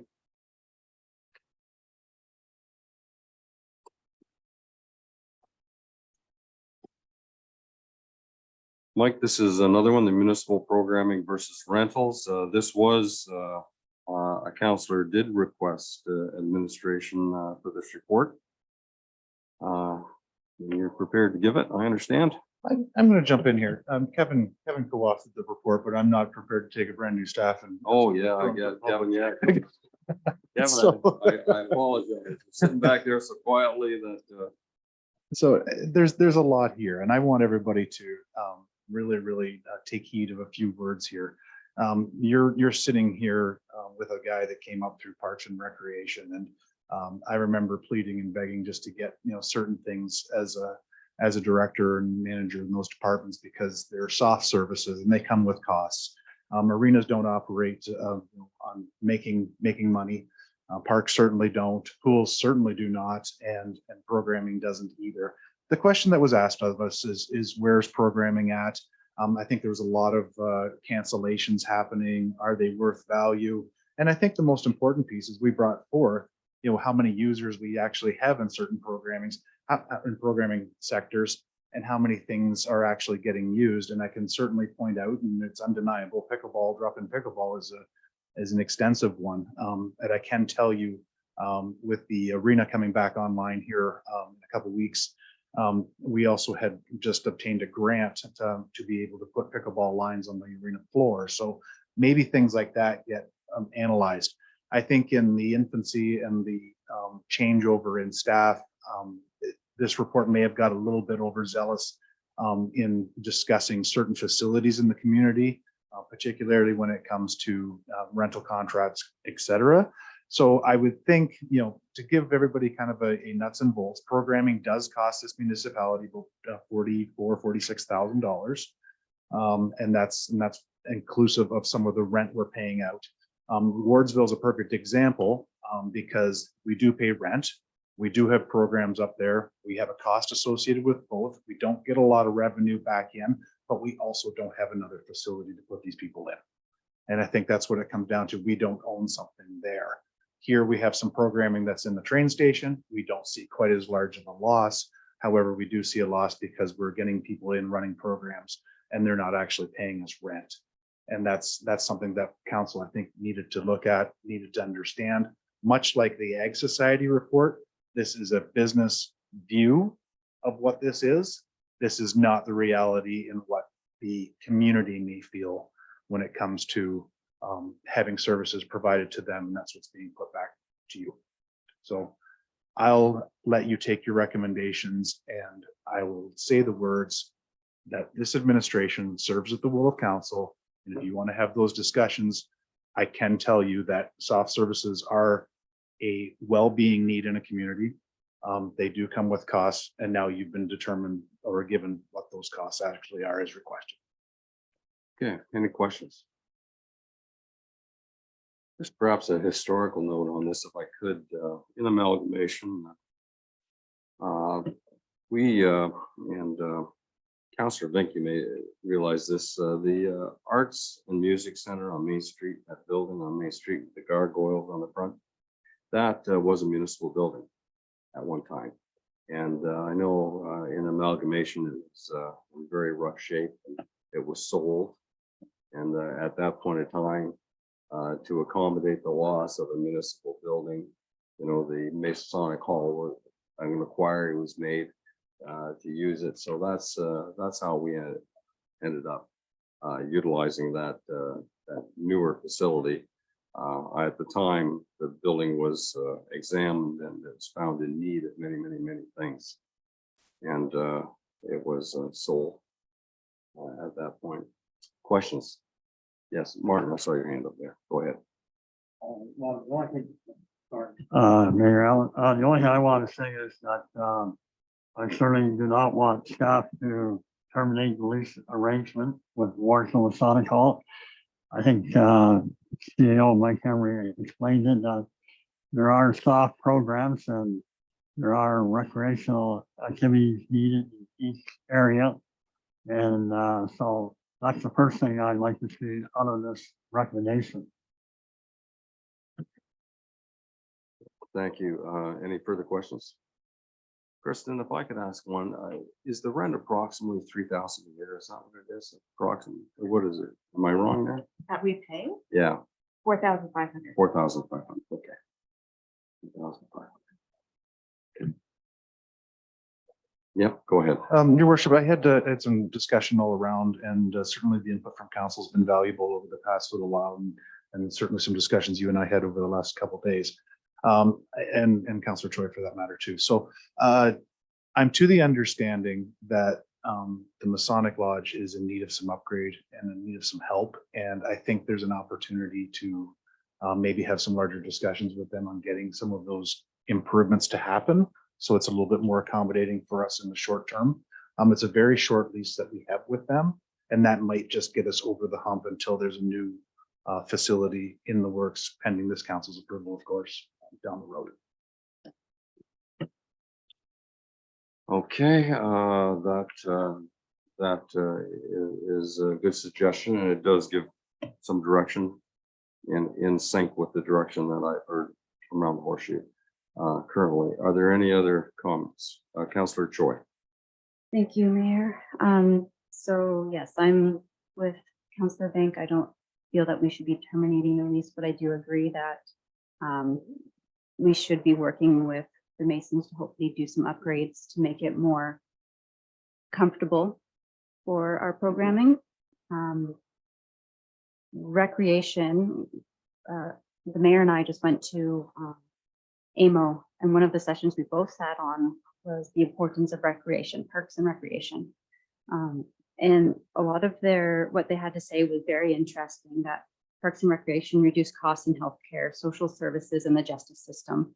It creates jobs, fosters tourism, and makes communities more attractive to live.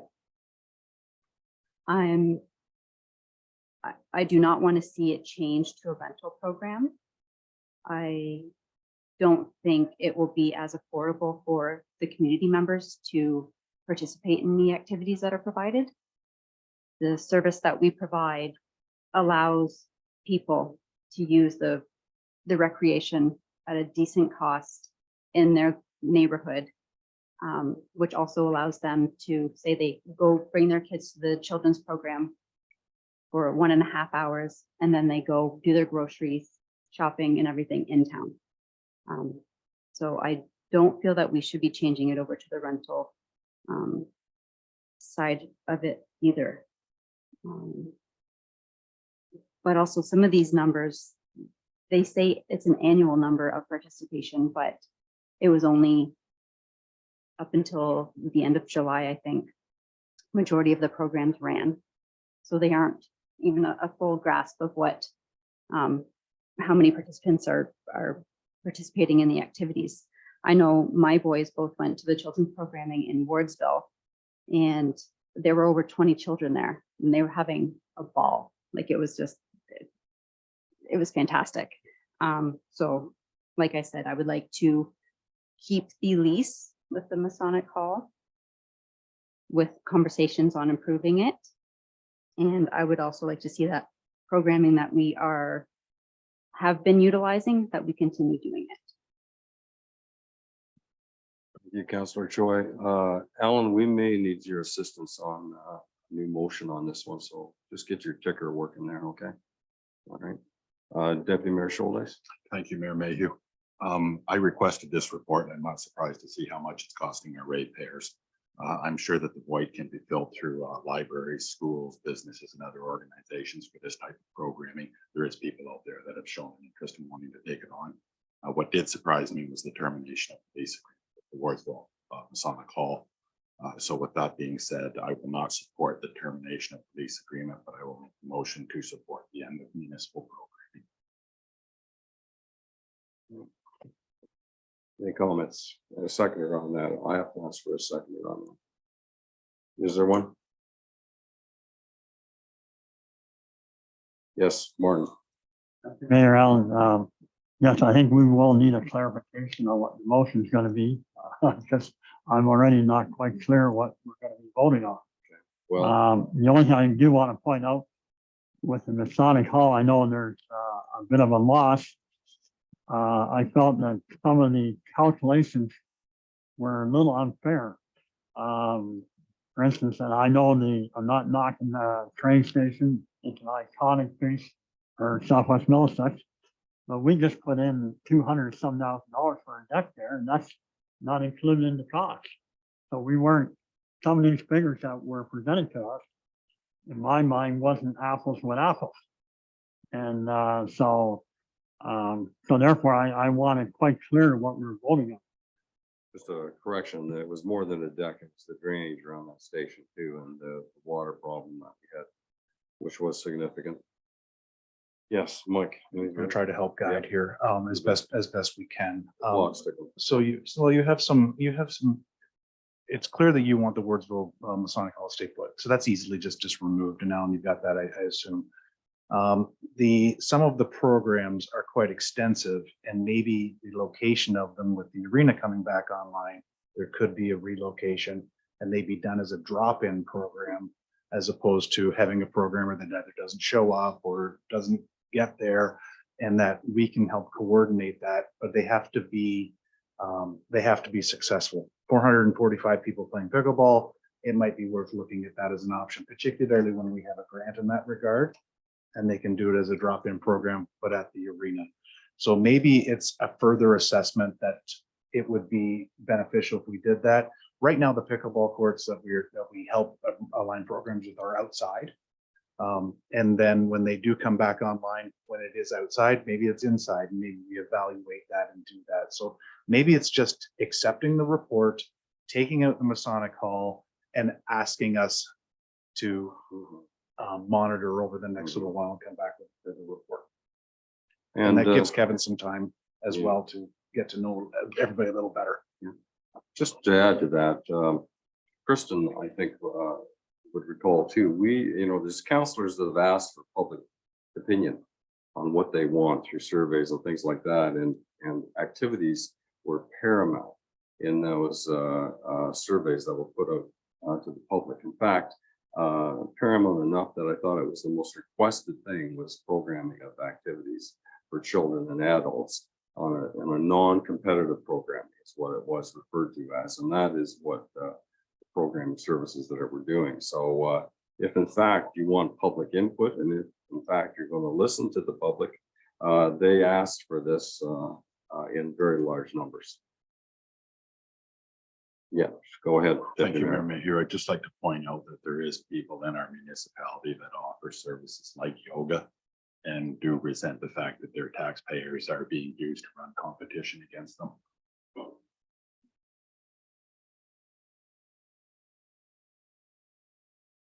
There's various levels too that I grew up in a world of competition, and sometimes you have to look at what is being offered and what you can offer that's different.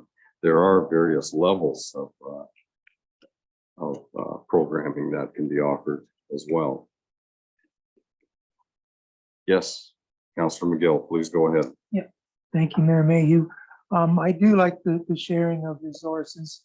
I feel a lot of these facilities are underutilized, and so if we can use them, and then the group that happens to own them can use them too, like Wardsville Hall or the high school. It's a great savings and a better use of resources. And then this report doesn't mention the Glencoe Fair Board or the Melbourne Fair Board, but we give them both money. And in Melbourne, the facilities are on the Caradoc side, but the people that live on our side of that split community, they can use them too. So Good point. Mark. it's and I do like having these programs, like 445 people playing pickleball and 81 and a multi-sport program at Glencoe High School. I feel that's significant. And as far as competition with the private sector, well, you could use the example of, I know cities like London and even a little place like Warwick Township, they have gyms, but sometimes they're run in cooperation with the YMCA, that kind of thing. So there's even private arenas. Municipalities sometimes are in a little competition with the private sector. It can't be avoided, I don't think. I think it could be. Okay, Alan, you got your hand up. Can you help us out of this one? Yes, your worship. I believe that a prudent form of attack on this is that the deputy mayor did move something, and then we kind of got a little off track. I believe what I'll do is I'll interpret his initial resolution. Okay. If there's a seconder, then we'll have a vote on that, Okay. and then we'll move forward from there. Let's get out of the weeds on this, okay? Okay, so and with this, I'm gonna, as I've done in a previous meeting, look to the mayor, deputy mayor, to make sure that I have what he was trying to articulate. So what happened is that he asked for the termination of the Masonic Hall to be removed from the original resolution. So I'm going to read it without it. That report regarding municipal recreation programming based rental be received for information, and that council directs staff to cease any coordination of programming through third-party venues, and that council directs staff to take a rental-based approach and promote our own municipal facilities to encourage our community programs to occupy these spaces accordingly. That's got it. Okay, So you're looking for a second on that. okay, I'm looking for a second, and that motion is we retain our rental of the Masonic Hall. And do I interpret that as programming? It's recommended that programming be suspended in that? Yes. Yes. Yeah. All right. Okay, as long as that's clear with council.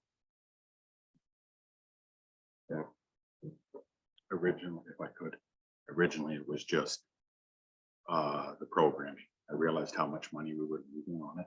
So I thought it would be better to collect the rent from people that want to provide this service. I didn't ask for the Masonic Lodge to be included in this. It just was.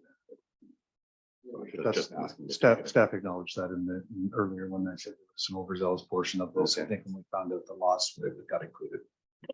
Okay, Alan. So your worship, if you see no second, then we can move on to alternate ideas. All right. Is there a seconder for this? Okay. Any further questions? Yes, Amy, please go ahead. Councillor Joy. I'd like a recorded vote. Yes, Councillor Vink. I have a question. Mhm. Okay, I just want to make sure it's clear what I'm voting on. So if we vote for this, we're voting on not having any third parties in a rental property. Is that correct? No, we're actually allowing third parties to rent our services.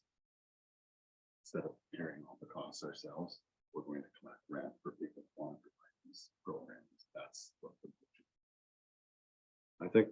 So it's not the only ones that can rent it, or your motion? Whoever is? wants to facilities is welcome to, but I just know that there's people who in our community that want to supply these programs.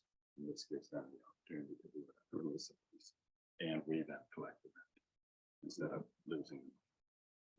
But are we still going to be able to have a few programs to roll? that would be encouraged. Yes, Amy. Thank you. Currently, are the third parties that are interested in renting to do their own programming, are they not allowed to rent to do their own programming in our facilities? That wants to rent a Yeah, facility currently can rent a they- facility. Currently, any third party that wants to rent one of our facilities or the Masonic Hall, which has been the case in the No, I past. realize that. Just the point is somebody doing yoga or anything like this is not going to, Okay. obviously. It is, yeah.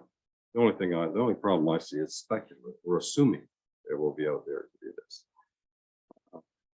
Well, it is somewhat speculative. But anyway, go on. Any other questions? Because we want to move on this. Okay, has everyone got an understanding of what they're voting for? Yes. I'm sorry, Mayor, I just gotta make sure I'm clear what I'm voting on here, so. So basically what I'm hearing is we're not really changing anything that we have right now. Mhm. So really all we've done, Councillor Vink, is taken out any reference to the Masonic Hall, other than it is a third-party venue. So what the motion that the deputy mayor's put forward is that the report be accepted for information, and that we stop doing any programming ourselves or working with people that are having programs out there, and we're going to try to rent those people those facilities. That's the nuts and bolts of it. So if you have somebody that has yoga right now, we're not going to convene the yoga person to be in the train station. We're going to turn to the yoga person and say, if you'd like to rent the train station, you may do whatever you like with that, but this is the rental facility that we have. Can I just add with the exception of pickleball? Yeah. Yes. Yes, yes, sorry. Yeah. Okay. Yep. I'll have a hard time supporting this. I just feel as if wards will need that programming, but anyway. Mark, I'm sorry, I missed your hand there. Go ahead, Councilor McGill. Just when we rent our facilities out, usually really it's at a loss. You know, people buy ice time. We're not making money on that. It's at a loss. Cool. So this is showing all this supposed lost revenue from these programs. I guess if you wanted to do a similar kind of calculation on facilities we rent out, that could be shown that all loses money too, like arenas lose money, swimming pool loses money. I'm pretty sure the Appin Hall loses money on what we rent it for, but they're all a good thing to have in our community. There's services we provide.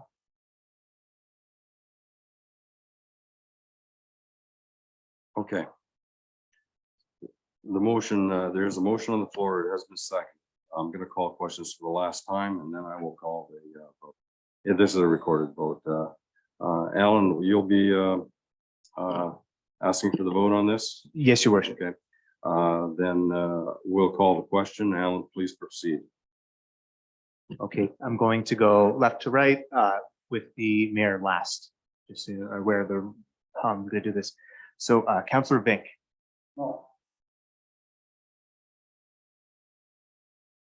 Deputy Mayor Schuldeis. Yes.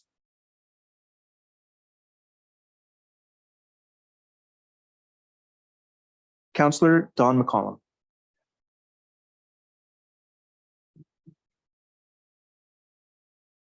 Councillor Mark McGill. No. Councillor Amy Choi. No. Mayor Alan Mayhew. No.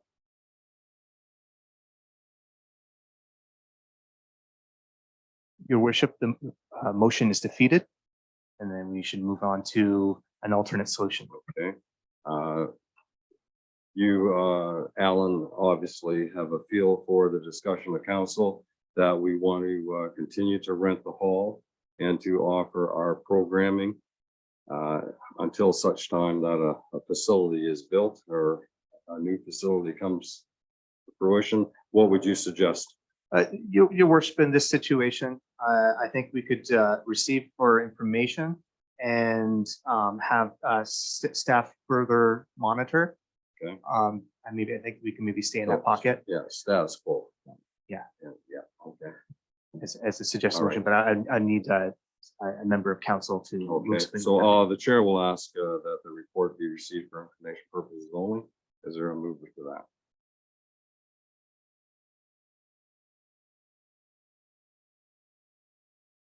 Yeah, okay. All right, is there a seconder? That we receive the report for information purposes only. Okay. Been moved and seconded. Are there any questions?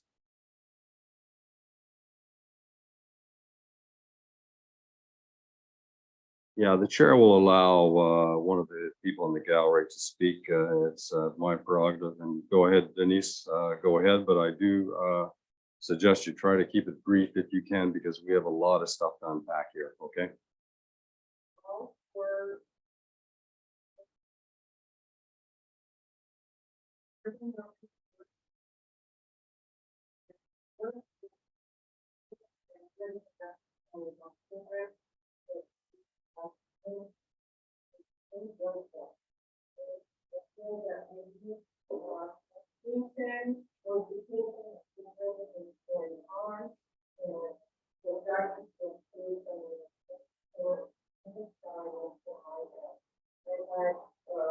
This summer, that's going to be a wonderful job with the program, everything that was going on and beautiful growth to it.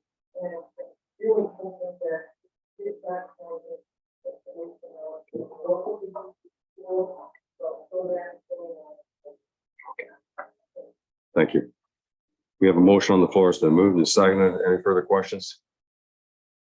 I'll call a question. All in favor? There's no.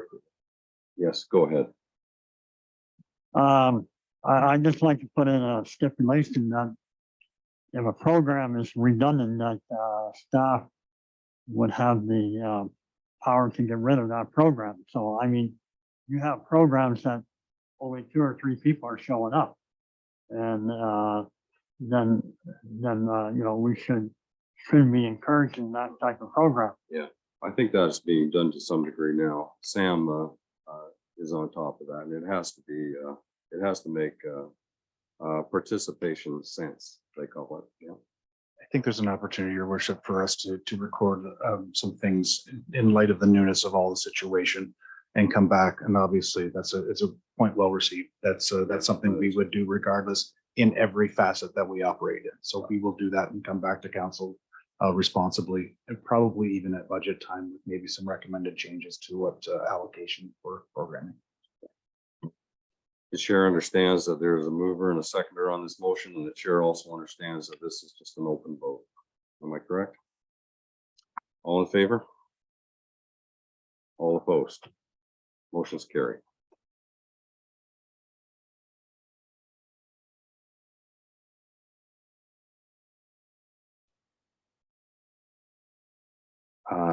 Kristen, we have 8F finance, a consideration of a utility billing. Could you walk council through this? Yes, sir. This is a fairly standard report. There was the staff contacted the owners about abnormally high consumption amounts on readings, and unfortunately they were away and returned, discovered the leak, isolated it and repaired it, and are seeking forgiveness on the sewer portion that is higher than their average consumption. Good. This has come before council in the past. That water did not go into our sanitary system, so therefore we are exonerating them from that charge. The recommendation is before you. Is there a mover and a seconder on this? Deputy Mayor Schuldice, seconded by Councilor Choi. Discussion. All in favor? Carried. Poacher report was moved to the consent agenda. The notice of motion regarding branding was deferred.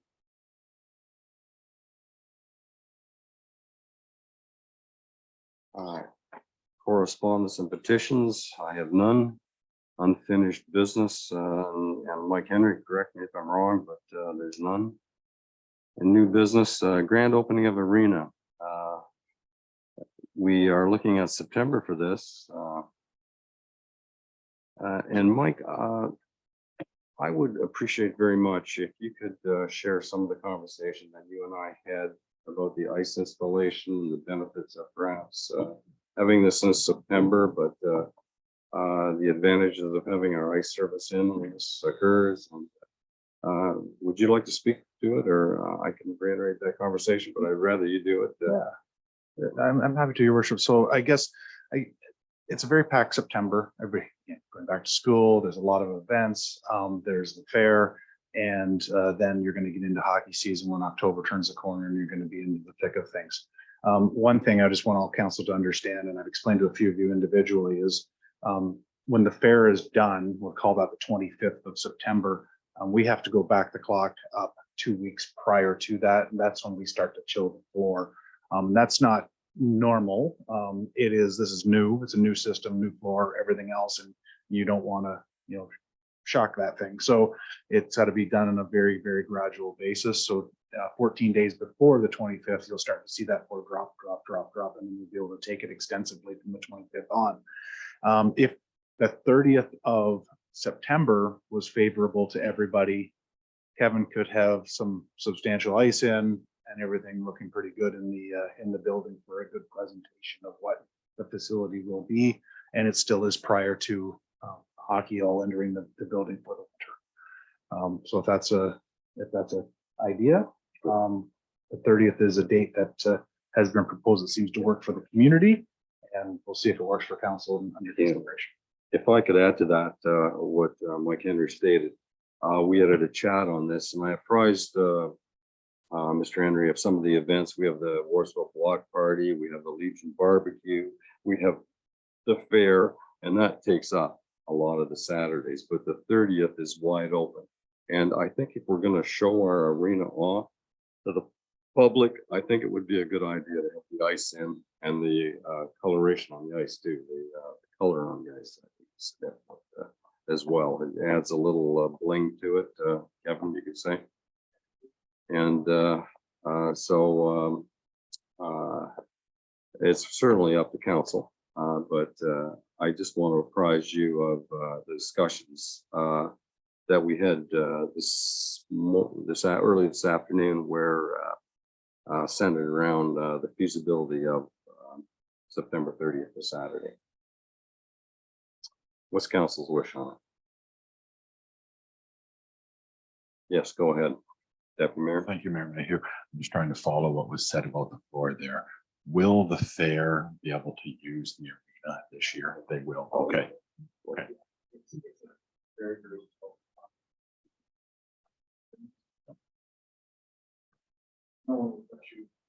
Oh yeah.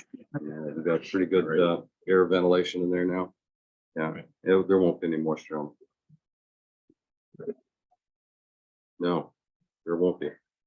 So are you recommending 30? I would entertain someone to move the 30th.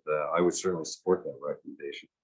Yeah, I'm just looking at the community calendar, and Warsaw's got a function on, Lenko's got a function on, the fair's got the function, and it just not only that, I mentioned this to Mike Henry, that Kevin's plate is really full the weekend of the fair. Your guys, just as your folks are busy on Canada Day, so too will they be busy on the fair. You have to keep an eye on that. That's one of the largest event of the year. Though it's not under our municipal banner, we take a lot of responsibility on that. And it would be very difficult for Kevin to have a grand opening and clean up a fair. Keep an eye on that at the same time. Yeah, go ahead. Just to let you know, that's also coincides with the National Day of Truth and Reconciliation. This September 30th. It's the same day. Yeah, I think so. Yeah, good idea. Wear your orange shirts. I got one. Good idea. Councillor Choi, you're pretty good at this sort of conversation. Yeah, thank you. Is it staff that's preparing and planning the grand opening? As of the circumstances with the committee, and now I'm get into that if we have to, but that's the plan, yes. Yeah. Would it be beneficial to have the recreation committee together? Yeah, and that was part of the reason, Councillor Choi, of postponing it to the 30th. Not the highest priority, but it was important, and we think we could squeeze a meeting in for that. Go ahead. I misspoke. I apologize. Staff will be able to help with it more readily on the guidance of that, but Kevin was planning on having a meeting prior to, and this gets him some time to get that in. Yeah, so yes, and it's important. We'll fast track that, Councillor Choi. And that came up in our discussion that Mike Henry and with Alan was certainly part of that discussion too, as usual. And we can squeeze that in. Yeah, and it'll be good. We'll have a wholesome discussion on that. Okay, yes, Councillor Choi. I'll move the recommendation for the grand opening for September. September 30th, is there a second?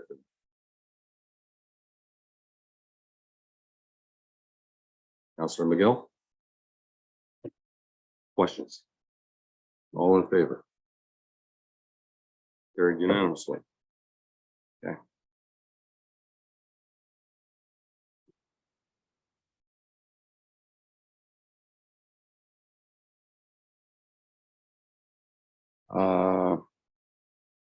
I think in view of the hour and the burden, Councillor Choi and I will give you a briefing on AMO at a later date. Is that okay with you, Amy?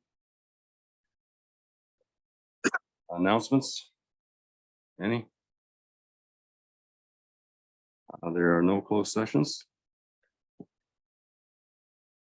The bylaws are, we'll do these in two steps. The bylaws are number 16 on your agenda, the bylaw 2023/64/68/69 be read as presented, and the bylaw 66 and 67 be given first and second reading only. Is there a mover and a seconder for that? Councillor Vink, thank you. Martin and Councillor McGill, thank you. Discussion? All in favor? Carried. And we have several important bylaws here, and the drainage bylaws, the comprehensive animal control bylaw 64, the Dimog drain 65, the Moore Goff drain 66, the Black drain 67, the confirming bylaw 68, and the zoning amendment 69 P6 regarding 6422 Gentleman Drive. Is there a mover and a seconder for those bylaws? Yes. Your worship, we should just move those. We're looking for the second resolution that the Amy Choi has stepped back from. Okay, all right. There is a conflict in that with Amy. Okay.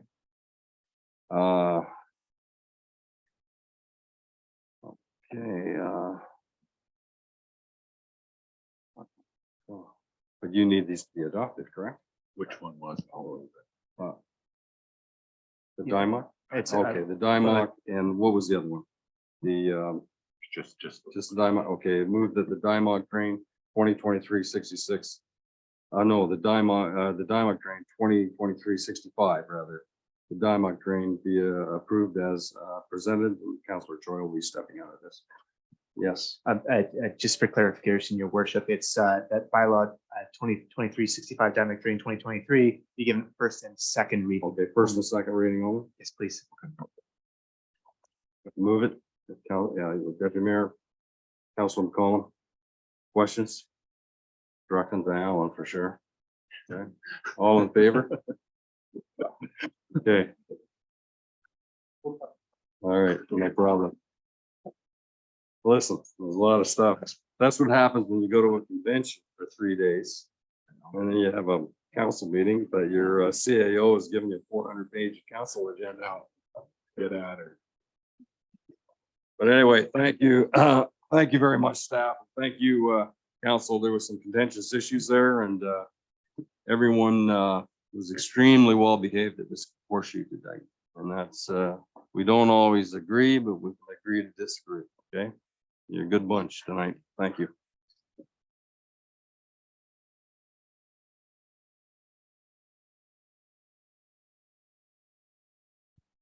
Oh, motion to adjourn at 8:10. Can't see it, took my glasses on. Yeah, I don't need a seconder for that. Not asking for one.